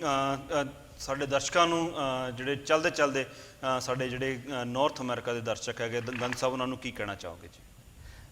ਦੇਖੋ, ਮੈਂ ਸਿੱਧੀ ਗੱਲ ਕਰਨ ਲੱਗਿਆ ਤੁਹਾਡੇ ਨਾਲ ਕਿ ਬਾਕੀ ਤਾਂ ਗੱਲਾਂ ਚੱਲਦੀਆਂ ਰਹਿਣਗੀਆਂ, ਸਿਆਸੀ ਵਿਰੋਧ ਵਿਚਾਰ ਵੀ ਹੁੰਦੇ ਰਹਿਣਗੇ। ਜਦੋਂ ਦੀ ਦੁਨੀਆ ਚੱਲੀ ਹੈਗੀ ਹੈ, ਕੋਈ ਬੰਦੇ ਅਲੱਗ-ਅਲੱਗ ਵਿਚਾਰ ਆਉਂਦੇ ਰਹੇ ਆ, ਸਮਾਜ ਕੁਝ ਸਥਾਪਿਤ ਹੁੰਦੇ ਨੇ, ਕੁਝ ਉੱਜੜ ਜਾਂਦੇ ਨੇ, ਕੁਝ ਖੁੜਦੇ ਨੇ। ਇਹ ਜੇ ਦੁਨੀਆ ਚੱਲੀ ਜਾਊਗੀ, ਆਪ ਦਾ ਫਨੋਮਨਾ ਆਇਆ, ਇਹਦਾ ਕੀ ਬਣਨਾ? ਜੇ ਕੋਈ ਸਰਟ ਨਹੀਂ, ਚੰਗਾ ਬਣ ਜਾਏ ਬਹੁਤ ਵਧੀਆ ਗੱਲ ਹੈ, ਚੰਗੇ ਪਾਸੇ ਤੁਰ ਪਵਾਂਗੇ। ਜੇ ਨਹੀਂ ਤਾਂ ਪੰਜਾਬ ਸਦਾਪ ਚੱਲਦਾ ਹੀ ਪਿਆ ਹੈਗਾ, ਆਪ ਵੀ ਸਹੀ ਰਸਤੇ ਰਹਿ ਜਾਵੇ, ਮੇਰੀ ਵਿਸ਼ ਹੈਗੀ ਹੈ। ਪਰ ਇੱਕ ਗੱਲ ਜ਼ਰੂਰ ਹੈਗੀ ਹੈ, ਇਹ ਪਿਛਲੇ 2-3 ਸਾਲ ਤੋਂ ਨਾ ਉਸ ਪੰਜਾਬ ਵਿੱਚ ਜਿੱਥੇ ਬਾਬੇ ਨਾਨਕ ਨੇ ਅੱਜ ਤੋਂ 500-600 ਸਾਲ ਪਹਿਲਾਂ ਸੰਵਾਦ ਦੀ, ਗੋਸ਼ਟੀਆਂ ਦੀ, ਤਰਕ ਦੀ ਪਰੰਪਰਾ ਸ਼ੁਰੂ ਕੀਤੀ ਸੀ, ਜਿਹਨਾਂ ਨੇ ਪਹਿਲਾਂ ਜ਼ਿਕਰ ਕੀਤਾ ਕਿ ਜਬ ਲਗ ਦੁਨੀਆ ਰਹੀਏ ਨਾਨਕ ਕੁਛ ਸੁਣੀਏ ਕੁਛ ਕਹੀਏ। ਉਸ ਪੰਜਾਬ ਵਿੱਚ ਜਾਂ ਉਹਨਾਂ ਪੰਜਾਬੀਆਂ ਅੰਦਰ, ਖਾਸ ਕਰਕੇ ਪ੍ਰਵਾਸੀ ਪੰਜਾਬੀਆਂ ਅੰਦਰ ਜੋ ਭਾਸ਼ਾ ਹੈਗੀ ਹੈ ਸਿਆਸੀ ਸੰਵਾਦ ਦੀ, ਉਹਦਾ ਇੱਕ ਜੋ ਸ਼ਾਲੀਨਤਾ ਹੈਗੀ ਹੈ, ਜੋ ਉਹਦਾ ਇੱਕ ਦਾਇਰਾ ਹੈਗਾ ਹੈ, ਜੋ ਉਹਦੀ ਇੱਕ ਮਰਿਆਦਾ ਹੈਗੀ ਹੈ, ਉਹਨੂੰ ਜਿਸ ਤਰ੍ਹਾਂ ਗਾਲੀ ਗਲੋਚ ਨਾਲ ਜਾਂ ਪੱਧਰ ਭਾਸ਼ਾ ਨਾਲ ਉਹਨੂੰ ਭੰਗ ਕੀਤਾ ਜਾ ਰਿਹਾ ਹੈਗਾ, ਮੈਨੂੰ ਬੜਾ ਦੁੱਖ ਹੈ। ਮੈਨੂੰ ਉਹਨਾਂ ਦੇ ਪੰਜਾਬੀ ਹੋਣ 'ਤੇ ਬੜਾ ਦੁੱਖ ਹੈਗਾ, ਉਹਨਾਂ ਦੇ ਸਿੱਖ ਹੋਣ 'ਤੇ ਬੜਾ ਦੁੱਖ ਹੈਗਾ। ਔਰ ਜਿਸ ਤਰ੍ਹਾਂ ਮੈਨੂੰ ਗਾਲਾਂ ਕੱਢਦੇ ਪੰਜਾਬੀ 'ਚ, ਜਦ ਮੈਂ ਦੂਜਿਆਂ ਨੂੰ ਗਾਲਾਂ ਕੱਢਦੇ ਉਹਨਾਂ ਨੂੰ ਸੁਣਦਾ, ਮੈਨੂੰ ਨਹੀਂ ਇਕੱਲੇ ਨੂੰ ਕੱਢਦੇ ਨੇ, ਹੋਰ ਨੂੰ ਗਾਲਾਂ ਕੱਢਦੇ ਨੇ। Please in the name of Baba Nanak ਔਰ ਇਨ ਨੇਮ ਆਫ ਸਿਵਿਲਿਟੀ, ਜਿਹਨੂੰ ਆਪਾਂ ਕਹਿੰਦੇ ਇੱਕ ਸੱਭਿਆਚਾਰ, ਸੱਭਿਅਕ ਸਮੂਹ ਮਨੁੱਖ ਦੇ ਤੌਰ 'ਤੇ ਸਾਡੇ ਵਿਚਾਰ ਕਿੰਨੇ ਵੀ ਵੱਖਰੇ ਕਿਉਂ ਨਾ ਹੋਣ। ਵੋਲਟੇਅਰ ਨੇ ਕਿਹਾ ਕਿ ਮੈਂ ਜੋ ਤੂੰ ਕਹਿ ਰਿਹਾ ਹੈਗਾ ਇਹਦੇ 100% ਖਿਲਾਫ ਹੈ, I am 100% against what you are saying, ਪਰ ਤੇਰੇ ਇਹ ਗੱਲ ਕਹਿਣ ਦੇ ਹੱਕ ਦੀ ਮੈਂ ਆਪਣੀ ਜਾਨ ਦੀ ਬਾਜੀ ਲਾ ਕੇ ਵੀ ਰਾਖੀ ਕਰੂੰਗਾ। ਸੋ ਉਹ ਭਾਵਨਾ ਹੈਗੀ ਜਮਹੂਰੀਅਤ ਦੀ, ਉਹ ਭਾਵਨਾ ਹੈਗੀ ਮਨੁੱਖੀ ਸੰਵਾਦ ਦੀ, ਉਹ ਭਾਵਨਾ ਹੈਗੀ ਵਿਚਾਰਾਂ ਦੀ ਆਜ਼ਾਦੀ ਦੀ। ਉਸ 'ਤੇ ਚੱਲ ਕੇ ਕਿਸੇ ਪੰਜਾਬ ਦਾ, ਕਿਸੇ ਹਿੰਦੁਸਤਾਨ ਦਾ, ਕਿਸੇ ਦੁਨੀਆ ਦਾ ਕਲਿਆਣ ਹੋਣਾ ਹੈਗਾ। ਉਸ ਨੂੰ ਲੰਘ ਕੇ ਜਾਂ ਉਹਨੂੰ ਪੈਰਾਂ ਲਤਾੜ ਕੇ ਕੋਈ ਚੰਗਾ ਸਮਾਜ ਨਹੀਂ ਬਣ ਸਕਦਾ। ਇਹ ਮੇਰੀ ਬੇਨਤੀ ਹੈ। ਸਮਾਂ ਹੋਰ ਇਜਾਜ਼ਤ ਨਹੀਂ ਦਿੰਦਾ ਕਿ ਅਸੀਂ ਗਾਂਧੀ ਸਾਹਿਬ ਨਾਲ ਆਪਣੀ ਵਿਚਾਰ ਚਰਚਾ ਜਿਹੜੀ ਜਾਰੀ ਰੱਖੀਏ। ਮੈਂ ਇੱਥੇ ਹੀ ਗਾਂਧੀ ਸਾਹਿਬ ਤੁਹਾਡਾ ਬਹੁਤ-ਬਹੁਤ ਧੰਨਵਾਦ ਕਰਦਾ, ਤੁਸੀਂ ਸਾਡੇ ਨਾਲ ਸਾਡੇ ਸਟੂਡੀਓ ਵਿੱਚ ਅੱਜ ਜੁੜੇ, ਤੇ ਨਾਲ ਹੀ ਮੇਰੇ ਪੈਨਲਿਸਟ ਵੀਰ ਦਿਲਰਾਜ ਜੀ, ਜਰਮਨਜੀਤ ਸਿੰਘ ਜੀ ਤੇ ਸ਼ਬਦੀਪ ਜੀ, ਤੁਹਾਡਾ ਵੀ ਬਹੁਤ-ਬਹੁਤ ਧੰਨਵਾਦ ਜੀ।